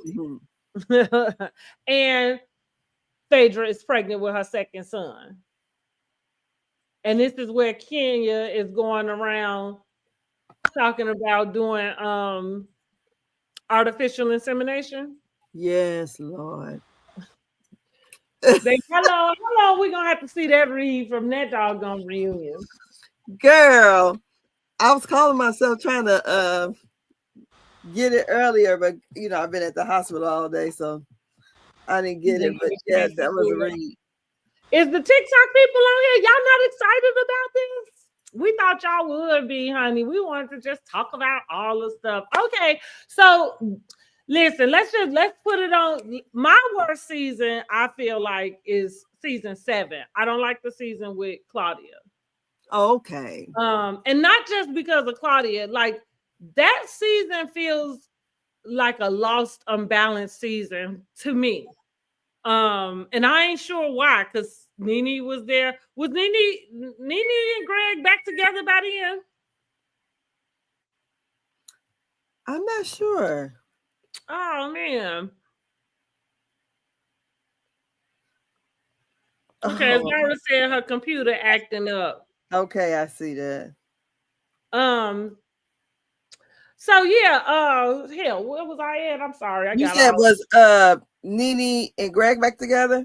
Right. I was expecting Izara to be able to answer that, but I can't remember. But that season just really felt lost to me. Like I don't really know what was going on, but you got Demetria coming in and she Roger Bob. Like if you say Roger Bob name one more time, girl. Roger Bob. Oh well, I'm sleeping with Roger Bob too. Like why they do Demetria so bad? Honey, they did her terrible. They like, and that's what I'm saying. Like, why they didn't like her? That season was all over the place. And so yeah, it always even I'm known for going back and rewatching Real Housewives of Atlanta. Yeah, I was watching it all day. Yeah, I do. I've done it. I don't even know how many times at this point. But I skipped season 7 every time without like no hesitation. Right past it. Like right past it. I don't want to see nothing in there. Like and they had some good moments, but the season overall, and that's how I feel about 12 and no 13 and 14. That is how I feel. Okay. About 12 and 13 and 14. Or is that, or am I saying them right? 14 and 15. If we saying it's 16. So 15 was the one with cousin Courtney. We could have did without. Right, of course. Oh my gosh, she's saying so better. That sounds good. Mm-hmm. That's a little bacon on mine though. Yeah, season 15 to me was a big letdown.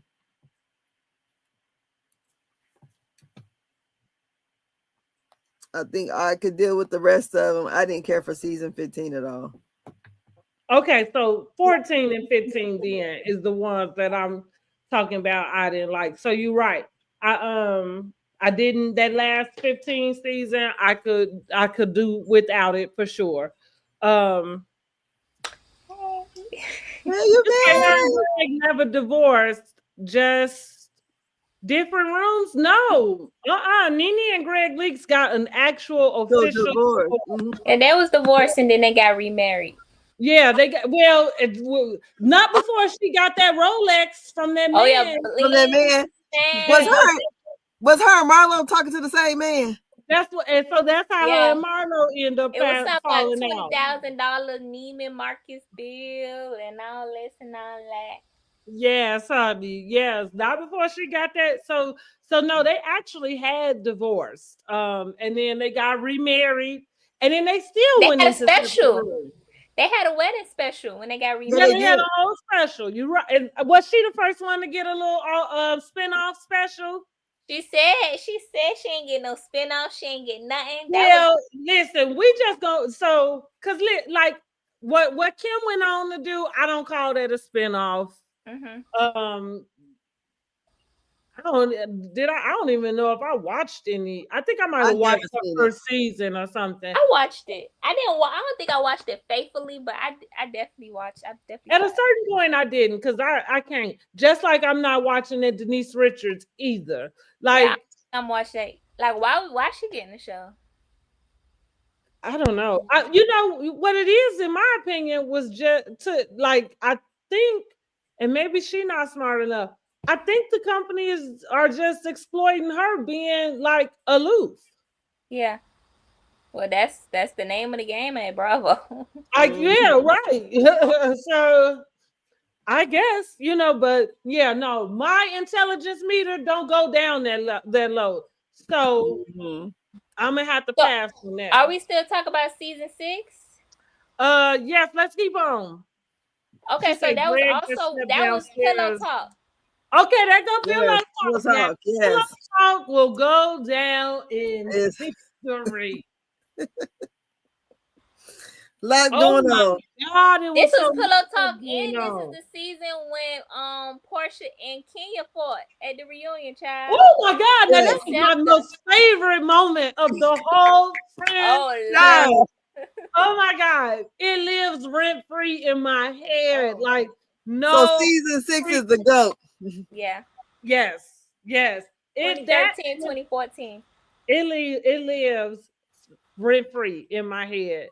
The way that lady got up and dragged her. And for real, dragged her. Like I rewounded that stuff. Like, and I feel so bad because I don't condone violence. Like I really don't. Not I did at that moment. Now let me stop. I did at that moment. I felt all of it. And that's what. Let's get into where Kenya. And this is a good segue to maybe start discussing where Kenya starts.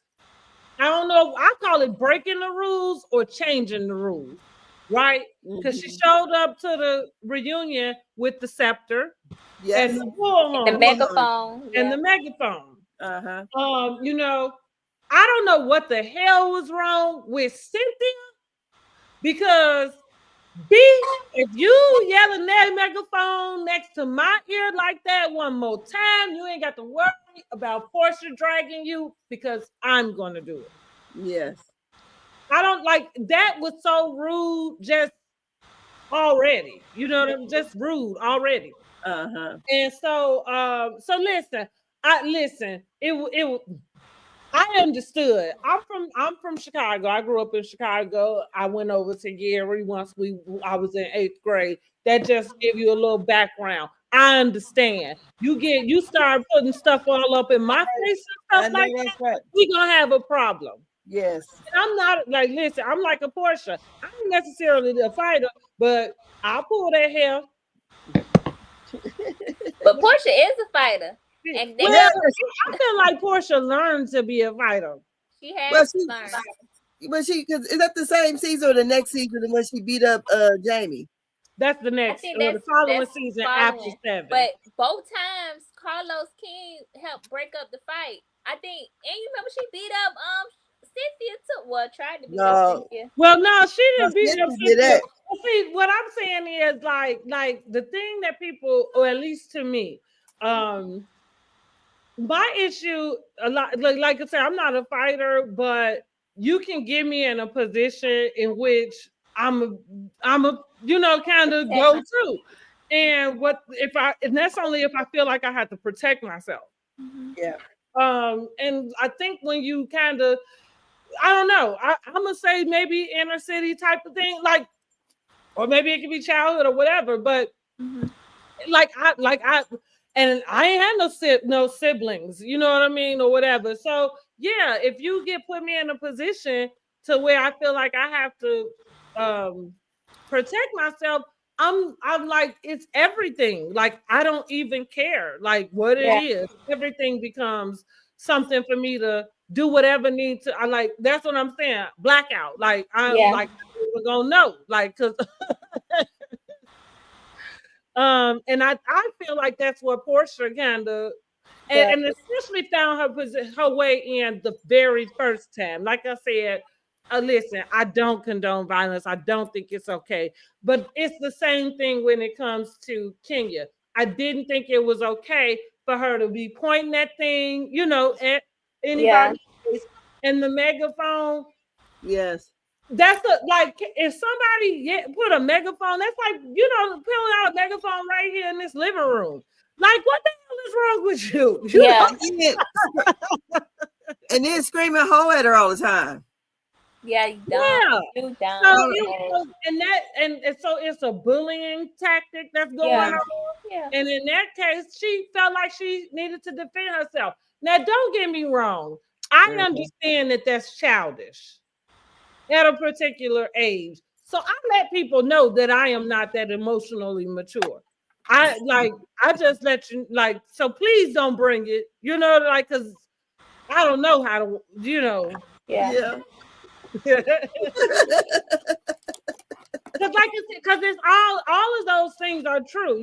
Like Kenya was having a hard time trying to figure out, like, well, she's supposed to be grown and she's supposed to be able to, X, Y, Z. And it's like, but girl, you're not dealing, like, you got to know that you're not always dealing with somebody who got that same mental or mind frame as you, which is why it suits you to be kind to people. Okay.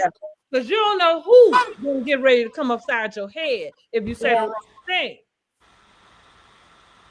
Yeah, but the way she taunted her, put the thing in her face. Because, honey, when she grabbed it, girl, I got my whole life. I said, it's about to go down. It's about to go down. He actually drugged her, though. Did yes, y'all he see did. Yes. Like that. And I was so I'm like, oh Lord, back in them days, you can't fight, you can't do nothing. I think that was the worst. Well, before then, I feel like the fights that we had seen on television might have been like Love and Hip Hop, little stuff like that. Bad Girls Club, right? So it's like they had a different expectation, but you certainly didn't expect it from on there. That was I felt like their first physical like altercation like that, and it was a good one. Honey, it was such a good one. They ain't even had time to get the security out there. They had to get Carlos. Carlos threw that Porsche up over his shoulder. He showed did, honey. What we got comments down here? She said, I'm just gonna read the last one. She said, Phaedra is a straight mess and still act as if she didn't do anything or lie her butt off the whole season. Honey, that is. Listen, I said it. She just it's the act. Yeah, it's the act. So let's go ahead and move on. Pillow fight. I think it was too much testosterone in the room with pillow fight. It was weird. It was maybe too much liquor too. Yeah. Because so what do y'all think set it all off? Well, I think Nene did have a lot of energy, but in my opinion, it's Kenya. Yes, because Kenya always goes too far. Because how's she gonna tell that lady about her husband or whatever he was to her? That's correct. That's number one. But there, I always have agreed with Nene. When you got up and you start to walk across that room, and that's what I'm saying. I'm going back to that too, because you can't do that to me either. By the time you get over there, I'm up, baby, and probably talk back with something in my hand. You know what I'm saying? Like you. Yes. You can't do that either, but Kenya, that's the thing. I guess maybe she was used to always intimidating people. And again, maybe it's just immature. But no, I think that you don't violate nobody that way. If you walking up on me, and especially like somebody like Kenya, or like a Nene at that particular size, and you know what I'm saying? All of that. Like, bitch, please. I'm gonna wear you for whatever around here. Okay, so what set it off between Apollo and Kenya's friend? What's the guy name? Kenya got up to walk across the room, and Chris, her husband or whatever, he got up and he tried to stop her. Yeah, he tried to stop her, and so she pulled. He did it aggressively because he had grabbed her arm or something to stop her from continuing to go. So she pulls her arm and she says, "Don't grab me." He was aggressive though. He was doing my husband would have been aggressive because ain't no woman about to walk up on me because she was already. Let's just think about it in this way. As far like. He wasn't aggressive in a sense where he was going to do something to Kenya. He just did. He held her arm back. You know what I'm saying? Was trying, like you said, keep her from walking up. And again, you don't know if he was trying to keep you from her, your own self. Because maybe that girl might have had a pocket knife or something. You don't know that lady wasn't gonna go ham, turkey, and bacon while you walking your 6 foot tall ass over there. You know what I'm saying? But so yeah, she said, "Don't grab me, don't put your hands on me." So she gave this impression as if he was trying to fight her in some way. Yes. Or being too rough with her, basically. So Brandon gets up. Now all the guys is really trying to separate it. Like now I'm trying to remember all that commotion too. Yeah. It was a lot. Because Apollo. Yeah, because Apollo, somehow somebody had did something and he got kind of hit. And here now all of a sudden you went from but he did a snap. Like you went from trying to break up something to accidentally getting hit, and now you trying to figure out who hit you and fight them. That's how it always happened, though. The person who try to break up the fight always be the one end up fighting. So that's what had happened. And so then, we ain't seen Candy since, have we? Oh yeah, Candy, but Candy was fighting with Cynthia's sister. And so, and it's funny that conversation all came up the way they did, because I feel like when we got to the reunion, some of the same things I just really was saying is what being said. Like Candy, I don't know, she like 5 feet. Yeah, you know what I'm saying? Like, it's difficult, like, and she's grown, you know what I mean? Like, so it's not like she a kid. So I don't know how a person would expect any other person to take it if you standing over them, you 200 pounds. You know what I'm saying? And you yelling in somebody's face. That, I mean, hey, you know what I'm like? Because first of all, who you think you talking to? That, you know, like, that's the first part. Mm-hmm. And so yeah, look, Candy said, "I will drown you in this." Look, that's how I like it. That red hair was swinging. They was like, "Oh, don't ever do another pillow talk again." She told Ty, "Don't you ever grab me." And that's how I be too. Like, so, like, even with the thing with Kenya, it probably should have been one of her, like, her friend Brandon, to, you know, kind of tell her to stay on her side while talking to that person. But I feel like either way, like, when people are like in the midst of and upset like that, it do take one little thing and it can all go, you know, to the left. And sometimes, yeah, just touching somebody, you know what I'm saying? Because now all of a sudden, that's me and you know. What was she going over there to tell that lady? Was she trying to tell her about her husband? She tried to tell her that they did a play, and he told her that she was just his common law wife. And that's what it was. And like Phaedra said, I had gotten the impression that maybe her and him had messed around while that tour was going on.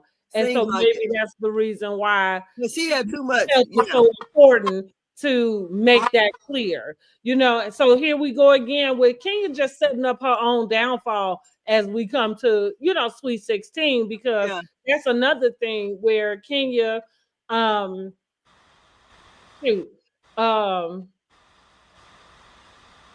just twist things around in a sense to fit her own narrative. Yeah, she does. You know, and you always over talking. You're the smartest in the room. You know what I'm saying? And yet you are a gaslighter. Like, ultimately, almost got everybody ass kicked just because, you know, like you said, you trying to tell somebody else about their relationship, and it's almost like, and here you is with Nan. Yes. Well, did we get to Mark? Not Mark. When did she start dating that damn crazy dude? Following season, that damn. That's a little bit later. I think that's a little bit later. I'm not sure what. The season right before she married Mark. Matt. No, I'm talking about Matt. So she was dating Matt, broke up with him, and then before the season came back again, she was married to Mark. No, she did that on the season came back and she was married. They got married in the middle of the summer. Yeah, that happened before Matt broke out all her windows, the spray painted her camera, and stopped her in Charlotte when she went to go do her hosting. Slapped the driver in the car. But I'm saying when the season left off, she was with Matt or broke up with him. Then she got married by the time the season come back. Yeah, life happens fast, don't it? Yeah, that's real fast. That is super fast, honey. Well, you know, I mean, for real, I tell people life do happen fast. Like in a year, if God willing, you could be married and with a baby. You like it only take 9 months, you know what I mean, to even have a baby. I'm just saying, so like in a good 12 months, you're right. Your whole outlook could look totally different than what you started off with. Mm-hmm. Now we ain't gonna say she was supposed to stay with Matt because Matt was a little bit out of control. Girl, crazy. Yeah. And no. He got recently after that relationship with Kenya, he had some more DV issues. Yes. I seen another mugshot. Yeah, I seen it too. So he just needed a good hug from his mama. Maybe that's what his issue was. Is that what it was? Or maybe from his daddy. Or maybe a good whooping from his daddy. Yes. Maybe a hug. Maybe he needed a hug from his daddy. Maybe a hug. But I mean, to me, to deal with that kind of guy, because it seemed like he was abusive physically to her. That's what it looked like, just watching it on TV. And I'm like, why is she putting up with this kind of man? That's what desperate. Girl, please. My desperate ass. Was this the same season that she went to her mom's house? Oh, Lord. Yeah. That was very sad. That was sad. That really was. But I really have to say that I had the thought of now this is the part that did like I got a small soft spot for Kenya, even though I don't necessarily care for her. But it really is because like who were the people in charge really that took care of her? Because I don't her grandmother. Her grandmother. Well, I knew who she was with technically, but the way that she describes the relationship, so like we saw she went to her mom's house, her mom didn't answer the door for her. And even when she went back to talk to her Aunt Lori, which her Aunt Lori is her mother's sister. Yeah, but her dad's mother raised her. Right, but the dad's mom raised her. But somehow she was saying that she would be in the same house with her mother. So she was expressing that there's a point in time in which she's lived in that house, in the house with the sister and her own mother. And her own mother. I didn't get that. I thought she was at a family, maybe a family gathering, because it seems like wherever she's from, they're kind of, those families know each other. Yeah. That's what I understood it. But she definitely was in the house with her mom there. She talked about hiding. She talked about her mother being around and not speaking to her, not acknowledging her. On the Carlos King interview, she talked about that her mom might have like mental health issues. Yeah. But I really want to know deep down like what's going on with that story, because that's this is where I was getting to though, because. Clearly the mama got some issues going on. You know what I'm saying? Like, so I'm not trying to unpack that. I was wondering about every other adult around. Because what I didn't, you know how it is, and it's no, she's not from the South. Like, Detroit. Yeah. I didn't quite understand. So let's talk about this just for a small second. If the lady gave her daughter up, who is it? She was a kid, remember? They was like 15. They were 15, 16. I don't give a doggone how old they was. You give your baby up. Yeah. Who decides that they come and bring the baby back to you? Yeah. Like, so this is where I'm trying to say, like, some of what she went through, I feel like her own family, not her mom in a sense, because her mom made a choice. And it seemed like everybody else decided that they was going to do something different. Yeah, do something else. And that's where I was coming from. Like, who are all the other adults around that thought this was okay? You know what I'm saying? Like, because if the daddy's mom had her, then cool, the daddy's mom have her. But I'm like you, I want to know more about the story, because I want to know how she ended up in the same house with the lady who gave her away, and somebody brings her back in, and not only brings her back in, but allows this woman to act like this child doesn't exist. She's spent time with both grandparents. I'm pretty sure it's the grandparents. They probably wanted to know her. The mother's mother's mother. Yeah, because she notes her in her upbringing too. She talks about her paternal and her maternal grandmother. I saw her video, but I mean I saw her interview, but it's been so long ago I might have forgot some of those details. But around like all the time she talks about both of them. Right. But I think I don't know if y'all understand it exactly what I mean. I understand. Because I'm like that's not a healthy environment. So I want to know who is the adult that thought they was making a good decision, right, about the child. Like, no, you know what I'm saying? And I ain't saying I don't know if all I'm saying is I know women make choices. You know what I'm saying? Like, and so that's kind of what I mean. Like, well, if she made a choice to give her child up, like, who is the person that decided that she wasn't supposed to? Because really, you the one responsible for all of this kind of pain Kenya is in. You know, and so what we see with Kenya for the most part is that she just want to be loved. Yeah, you know, she want that attention. She want love and affection. That's what she want. She get attention. She get attention. She wants some love and affection. But and it's because did nobody give it to her, it seemed like. Another housewife who went through that, and it was like super, super, super sad. We saw it on our screens. Ashley from Real Housewives of Potomac. Remember, she went to go try to talk to her daddy. That was super sad too. Yes. And you know, he a colonizer, so it was just even more trauma built. It was like, oh, cringy. What do y'all think about stuff like that? Is it okay to go and do that?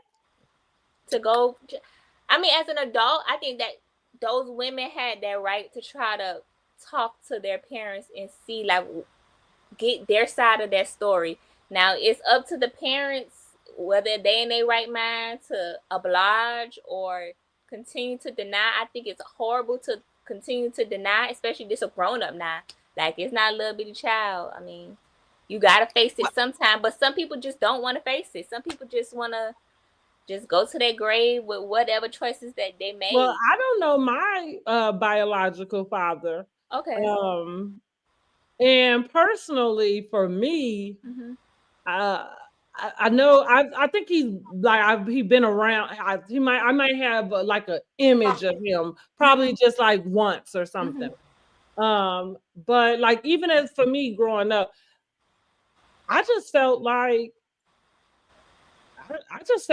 yeah, no, I'm not going to figure out where you are and who you are and XYZ. Because in my opinion, that's not my job. Yeah, and I don't. Oh, definitely no. It's definitely not the child's job. But I feel like if that's something if it's something you feel like you need, it's not like they have that right to pursue it. But it's definitely not. Not never. But I think you have a right to pursue it. But I don't think you should do it on camera. Yeah, that's probably right. I mean, their excuse would be, and what the producers would try to like, come on, let's try to do this, How about this? But other people who are dealing with it, and you know, they might be encouraged, they might heal some families in that situation. That might be what the reasoning is. But I understand why you said don't do it, because that can further traumatize your behind. You can't be thinking about, and that's probably why I have the attitude about it, kind of the way I do. It's like, I never really found myself trying to figure out. Maybe after about 12 or something, I probably was curious at that point. But then again, like I said, maybe once I came into adolescence or a little bit of maturity, something in my mind just really told me, like, you know, like I said, like, for what? You know what I mean? Yeah. You know I exist. And now that's the difference. You know, like, I guess it would be different if I thought I was looking for somebody who maybe didn't know or something. Yeah. Like, as far as, like, you know I exist. And so if you not, you know, like, trying to figure out, then I ain't trying to figure it out, you know what I'm saying, with you either. And luckily, I think for me, what helped me probably with that is that my mom, I have two stepdads, you know, so like so I get, and not that they were traditional. Like my first stepdad was not like, my mother didn't marry him in the sense, but he stepped in as a father figure for me, you know. And then she did marry my second stepdad. I refer to him as my dad. When I was probably about 12 or something. But like I was 12, I'll be 45 in June. to this day, I can call him. He treat me like his daughter. I can call him for anything. You know, I talked to him. He was at the emergency room with, you know, in the delivery room when I gave birth to my first son. My sons call him Papa. You know what I mean? Like, so I guess in a sense, I didn't necessarily feel that void. Right. You know what I mean? Right. And my grandfather also, you know, I was kind of listen to me like his favorite. Don't tell me. But anyway. But I think part of that is what like I feel like I had a daddy's girl experience. Yeah. Smaller way, you know what I'm saying? Like I said, it's not as traditional like as like what you actually think of. But at the end of the day, I didn't miss him. That's kind of what okay. I missed that one. And so for that, it's kind of like right now today, that man could be dead, and I don't have any idea. Or he could walk past me, and I wouldn't even know. Yeah. Oh.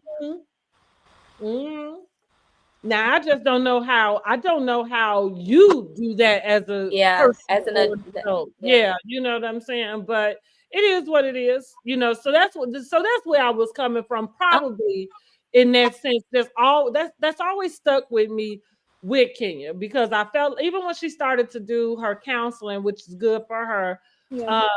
I do think that unfortunately she's gonna have a lot of issues to work out if those people not already dead, but with the people that help raise her, because they put you in a toxic environment. It's and Aunt Lori, you remember Aunt Lori was trying to who ignoring you.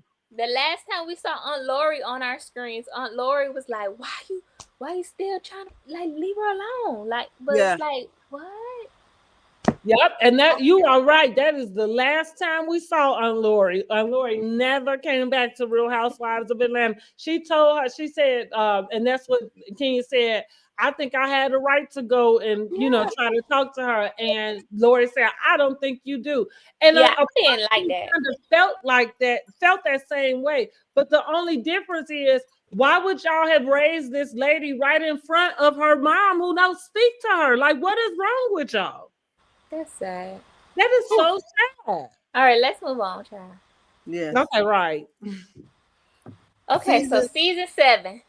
Season 7, that's when Miss Claudia came. We went down to Puerto Rico to make some beats. We talked about that a little bit already. Yes. And that's when Paulo, I think he was getting sentenced. We found out about that, or he was already in jail by then. Was he already in jail? Was it? Because that was for the chocolate, right? Was that Mr. Chocolate? Do y'all know what Mr. Chocolate was supposed to be? Yes, honey. Yes. Jamal. And that's why her and Giselle don't like each other. That's what now that tea just got spilled today. Cause I didn't even realize Giselle had any type of problem with Phaedra. That's been though. They've been said that. Oh, I didn't know that, honey. Mm-hmm. At all. I was today years old, child. Today, and I get maybe at the time I really didn't. I probably just didn't believe Phaedra either way, and I probably didn't look anymore into who Mr. Chocolate was, Yeah. But and that was the first time Cynthia had to bring it to the table, and oh my God, it was horrible. Like Cynthia was mumbling. Wait, bring what to the table? About Apollo saying that was cheating on her, because Apollo was telling Peter, yeah. Now, when is it? Is this the same season? Or no, or did we already pass it? Where it's so much that did happen, girl. When Nene refers to Peter as a bitch. Oh no, I think this might be a little bit late. Okay, let's go. I can't remember. So is this the season that Cynthia gets married to Peter or no? Oh, we passed that. We didn't even talk about it. Oh, because they was back in that's what they went to Miami for her to have like a little bachelorette party. And then look, now we back to season about 3, I think 3 or 4. Okay, we go fast. yeah. Go. Move. Mm-hmm. So that's season 7. We going to season 8. Go ahead.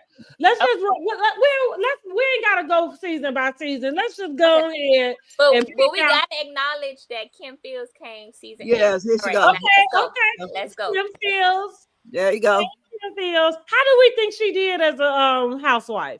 She's not suited for this show. Definitely she wasn't suited. It was bad, but it was bad. And I didn't like the way Kenya treated her because Kim Fields had way more accolades than Kenya did. And she tried to downplay Kim Fields to, oh, you just that child actress or, Tootie. Girl, please. It's funny that she went all the way back to Tootie. But my thing was, even that really wasn't the dig she thought it was.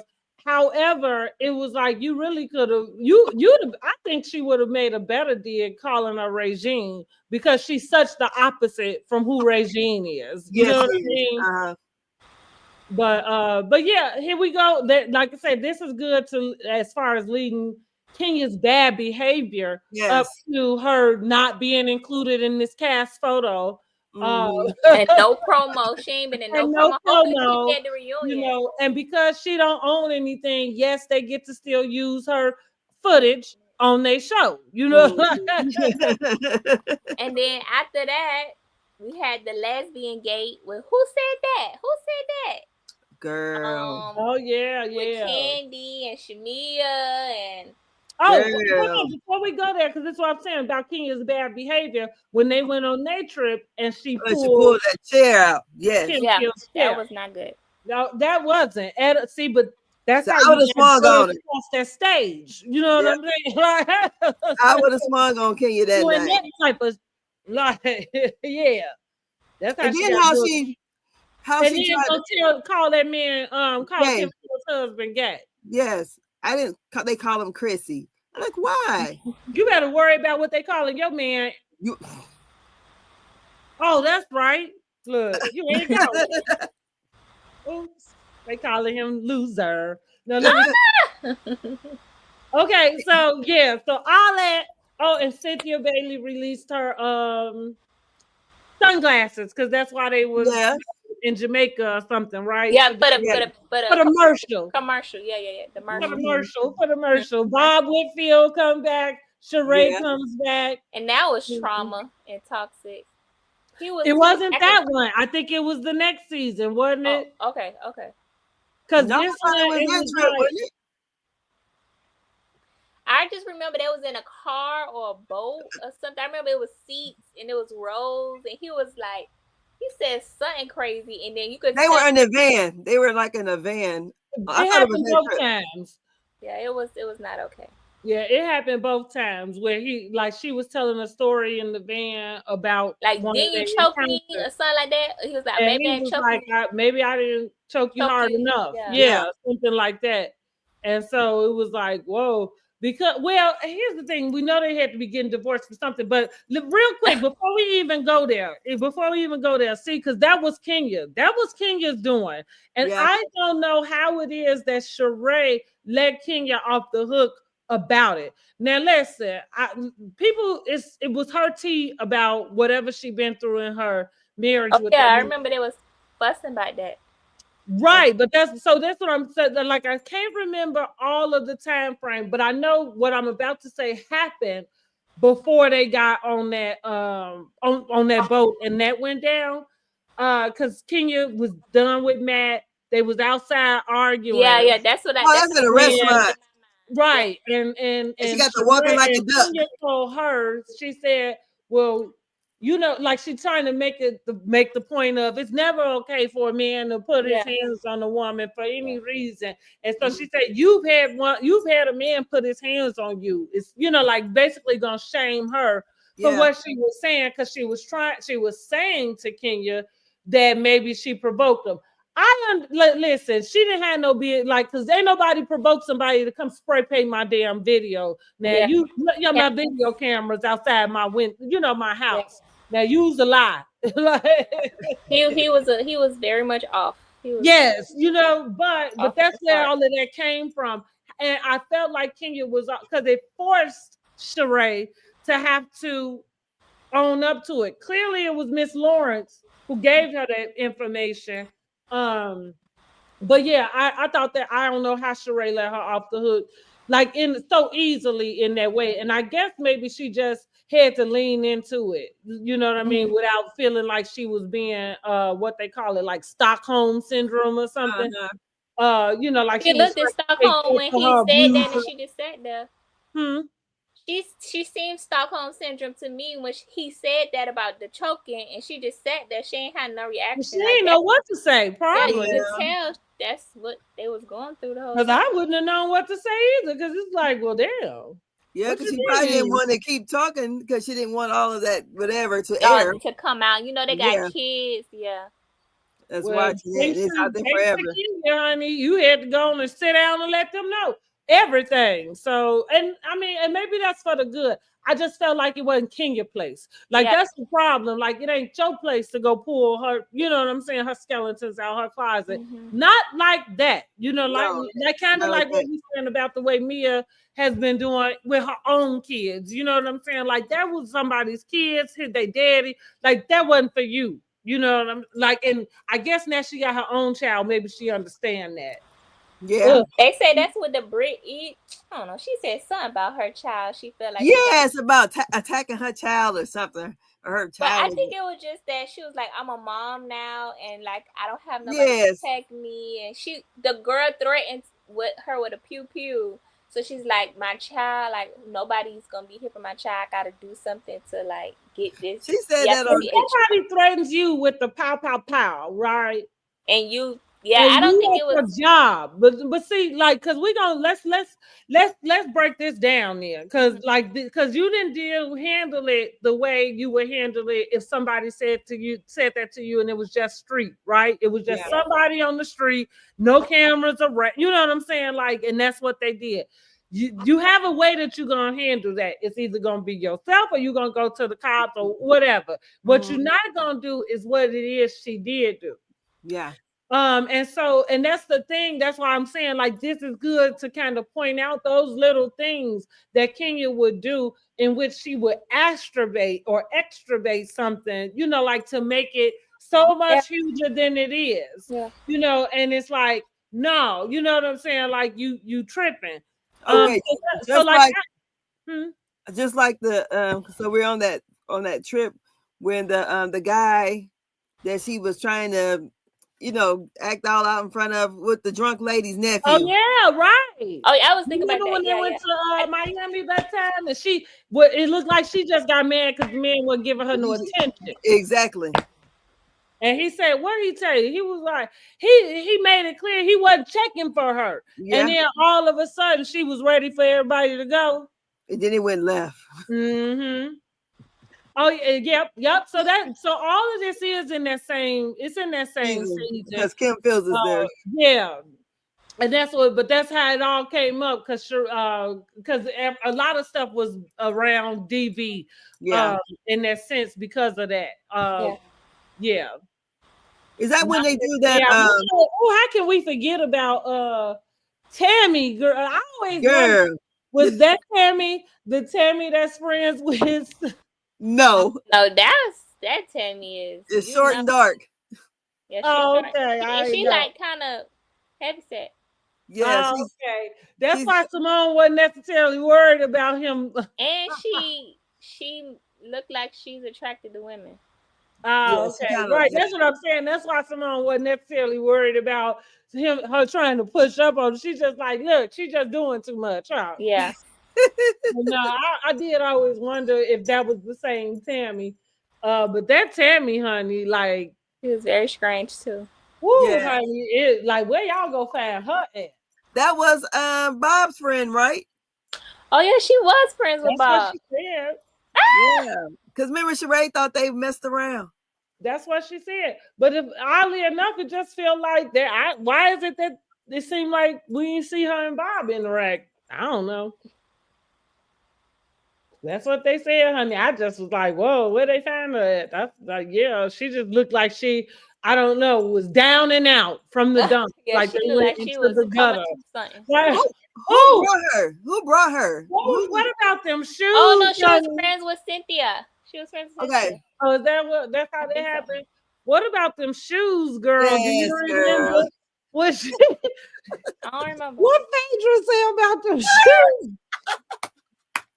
What shoes? I don't remember. Oh, it was hard. I think they red. Huh? There was some kind of red, like I think Phaedra told her she looked like she belonged in the manger with Jesus or something. With the it was a mess. They were a mess, and that's when Portia found that guy, right? The Italian, whatever he was, yeah. The Rico Suave. Okay. Rico Suave. Yeah. So so Candy was pregnant. Yep. She was pregnant with Ace. And but that whole scene at the down there in Miami or wherever it was a mess that night. Total and I'm mess. like, Kenya started all of that shit. And then the 18, but they also brought the hood with them, so maybe it was a mix of both. But the 18, did she slip and fall? Huh? Didn't the 18 slip and fall, Tammy? She ain't slip and fall. He pushed her. So bad she slipped and fall. She slipped. She did fall.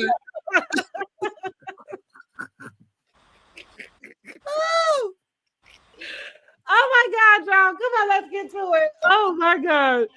Oh. So what else happened? We already talked about Lesbian Gate. That was crazy. Portia Freak. She yeah.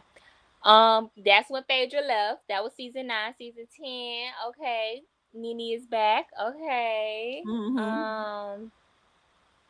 Yeah. Oh yeah, they were trying to hold Portia feet to the fire, like, girl, you was involved in this. And da da da da. Oh yeah. Oh, so that's when this is when Tanya's there, right? With Phaedra and stuff.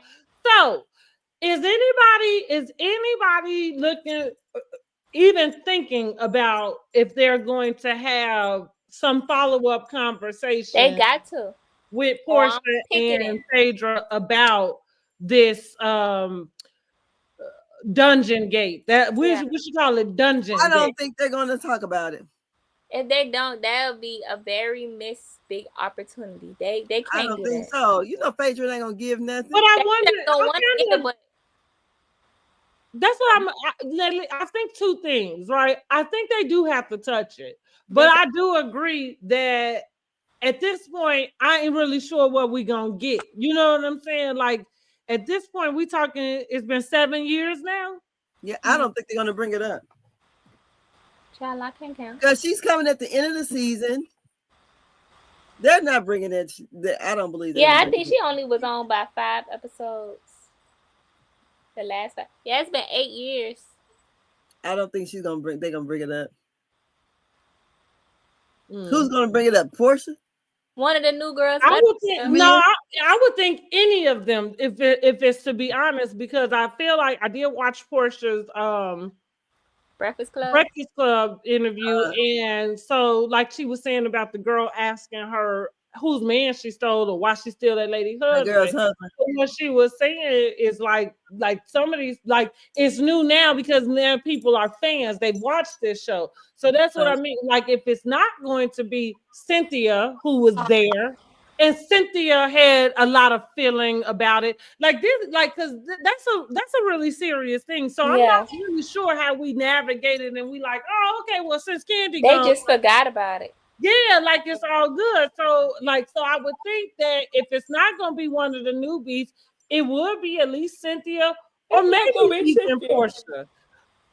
Cynthia don't want to rock that boat. Cynthia is happy trying to be solidified in her friend of position, not trying to make nobody mad. She's just trying to get her coin and get her little face out there, get her little however much she getting, and go. Well, I guess that'll be interesting to see. I will be disappointed if they don't. Yeah, I'll be disappointed. And even if we get to the reunion and they don't have even like they don't touch on it, like I feel like that convo would have to be brought up on camera, unless there's a big unless, especially where Candy is involved. If like, I don't know if she would be okay with them having that type of conversation about her while she's not even part of the cast. Yeah. So that could be the only, but my thing is, I'm not even looking for a conversation about Candy. I would need to see a conversation between Phaedra and Portia about that specifically, because one of y'all lied to one of them, so I need to know how y'all become back friends and got on the jet to go to Africa after this. Yeah, I mean, how do we make up? Yeah. So okay. All right, moving on. We had Shamari. You remember Shamari? Oh yeah, I love Shamari. I like Shamari want her to be a one season housewife. I've been wanting her to come back, but she said she never come back, child. I don't. You were drunk as a skunk. Yes, she was. Oh, but the season before that, that's when Kia had her secret wedding. Mm-hmm. And then we had Shamari, love Shamari. We had what else? We had they went to Greece in season 12. Oh yes, honey, and I got to go to Greece this summer, baby. Yes. You going or you went? I went last June. Okay. Mm-hmm. Okay. We did an 8-day cruise in Athens, Greece. So we did Dinner in the Sky. And it was something that they did over there that I can't remember right now. But we did do Dinner in the Sky. That was fun. That's when that's the trip when Cynthia was opening up her wine thing and Kenya kept trying to all right, because they did Dinner in the Sky. Mm-hmm. Put her on the spot about the different what kind of wine goes with this meat and all that. And she ain't know nothing. Cynthia gonna open up a business now. She might not complete it. She gonna open up a business. Now Cynthia completes hers. She done complete that eyewear, the luggage wear, the modeling school. Okay. Oh, but also we ain't talking about Eva the Diva. Eva all right, we forgot about Miss Eva. So Eva came in her first season just real like, I don't know, like she was trying to be friends with everybody, which was real not like what we knew Eva to be in a sense. And this might have been too old for you too.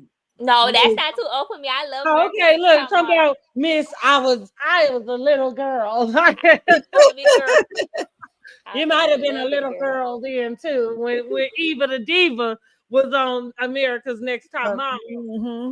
Mm-hmm. So like I say, and I don't remember seeing her very much throughout, outside of America's Next Top Model. Mm-hmm. So like I said, she came in real friendly, like it was different. Nobody was expecting it, honey. But she came back that second season, and I guess she said, "Oh, I'm gonna give it to you, hoes now." Huh? I think that's when we got introduced to Tanya, also, right? Yeah, Tanya. Mm-hmm. Oh, do you know my favorite trip of theirs outside of Africa? Because I do like the Africa trip.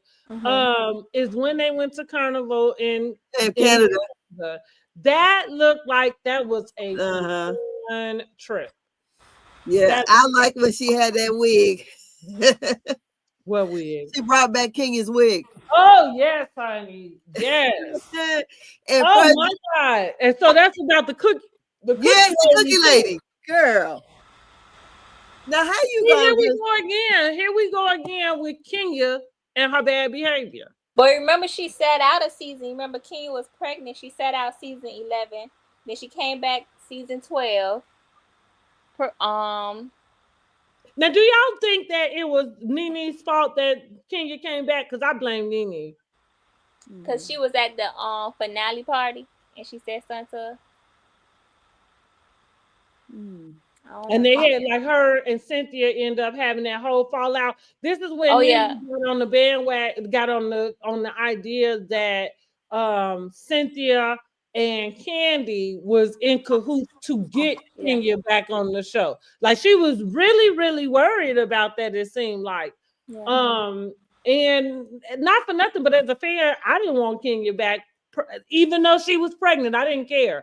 Like let that baby go off and be happy. Yes. But I felt like because right at the end with that, and it caused so much drama and commotion, that's why they brought Kenya back.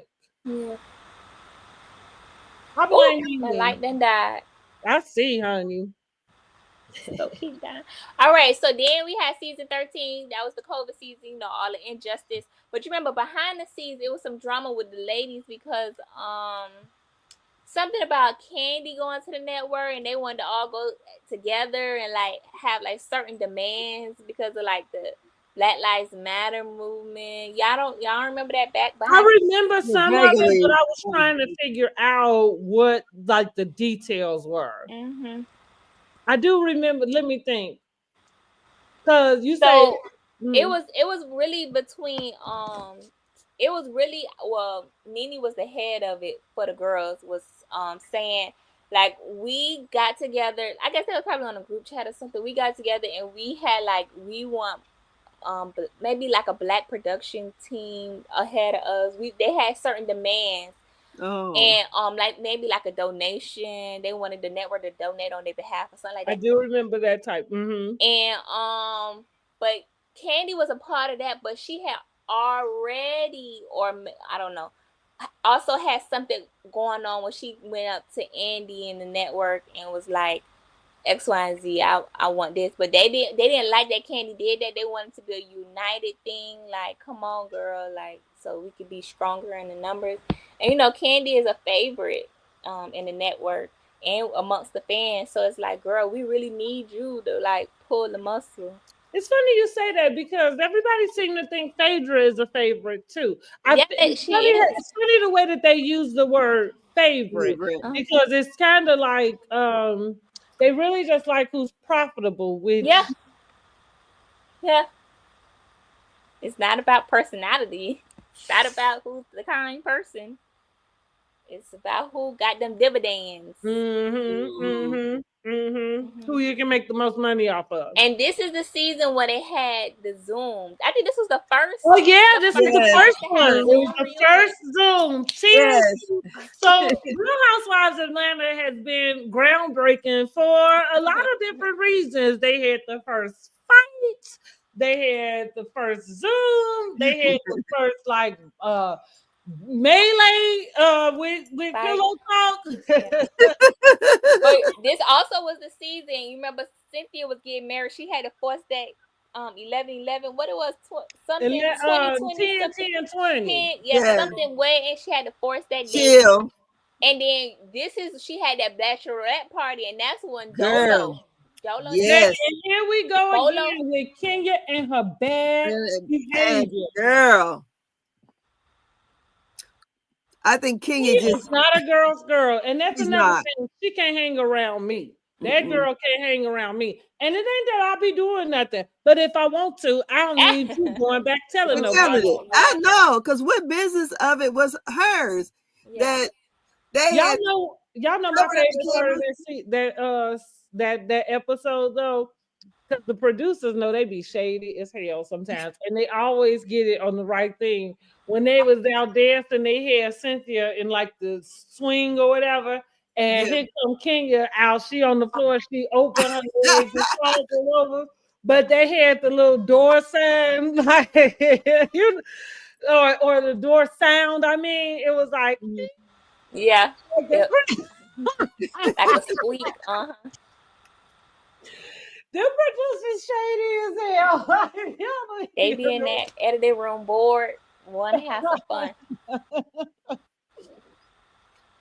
But yeah, now I thought the bachelorette party looked really, really fun. Yeah, look. I really was looking forward to them having a season that looked like they all would try to get along. Yeah, you know, and like have fun, you know. But here we go with Kenya. Kenya just and I don't like maybe she be caught up in TV, making TV, like maybe like being a producer like Heavenly or whatever. But yeah, she just messed up the girl code. And and another thing, she was producing. She was producing because I remember specifically, like after they got back, you can tell who she talked to off camera and said something about like you gotta have my back, or you know, like back me up. Cause even though Candy was like, I said, you know, like whatever we do, you know what I'm saying? Like we ain't gonna be no prudes, like you know what I'm saying? We're gonna have fun and we not shaming nobody about nothing. Yeah. The very next day when they got back, who is she filming with? Fucking Don Juan. And confirming everything in her own way that Kenya was all saying. Mm-hmm. And see, and those are like Candy would kind of irritate me with that type of stuff. Yeah. You know, it's like you say you're a boss, but like you just own stuff. You know what I'm saying? Like, and I guess in that case you are a boss. Yeah. But you know what I mean? Like you're not that type of boss that you want to portray, because how you let Kenya punk you like that? You're a grown ass woman. If you like, and there's a rule about reality TV and stories, right? Yeah. They have to have more than one person talking about it. Oh, okay. If only one person, like Kenya, if only Kenya kept kind of trying to talk about it, they'd have cut it out. They wouldn't have even shown it. They might have shown it while they were still at the house, but then you know what I'm saying? Like they needed another person to talk about it so that it can keep going through the rest of the season. That's a filming rule.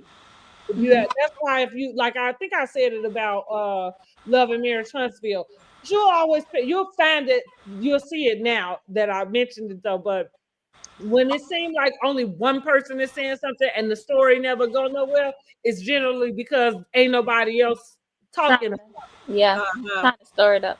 Okay, yeah. Look, ladies, I have to go. My children are oh shit, okay. Bedtime.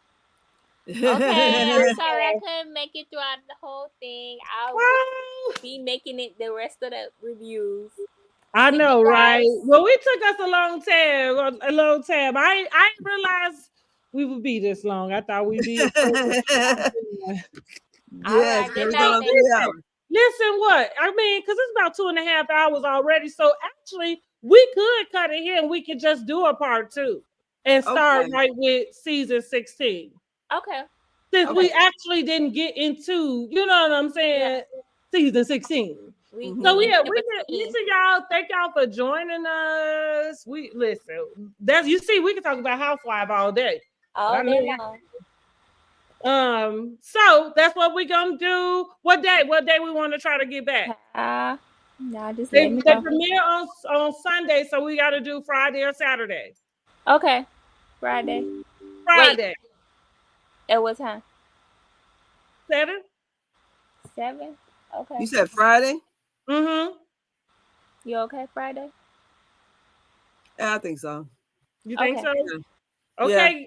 Okay, so we're gonna try to do Friday at 7 so we can get to the rest of what we were talking. Because we're at season what now? Which one is this? We're just gonna go with season. We're just gonna do our 16 and do the preview and then talk about everybody that's coming in. Because I think we really touched bases with most of the we ain't do forts. We ain't talk about Marlo and the introduction. Yeah, in their piece. Oh yeah. But it's okay.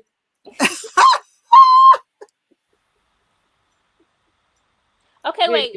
If we can't do Friday, let's do Saturday. Past Saturday. Saturday, okay with you? You doing my face Saturday? Oh well, we talking about Saturday evening. Girl, I gotta drive back here. Okay. Friday. We'll Friday. Friday. I gotta drive back here. I'm like, we talking about that evening. All right, so Friday at 7, we will get through it. We will get our Sweet 16. We'll go from 13 and go into 14 and go into 16. Yeah. We'll just be like a little quick with it. Okay. Talk about me. That's me. I talk too much. Sorry, y'all. Well, thank you for joining us. And check us all out on our individual page. Please like, share, and subscribe. And y'all have a good evening. Good night. Good night.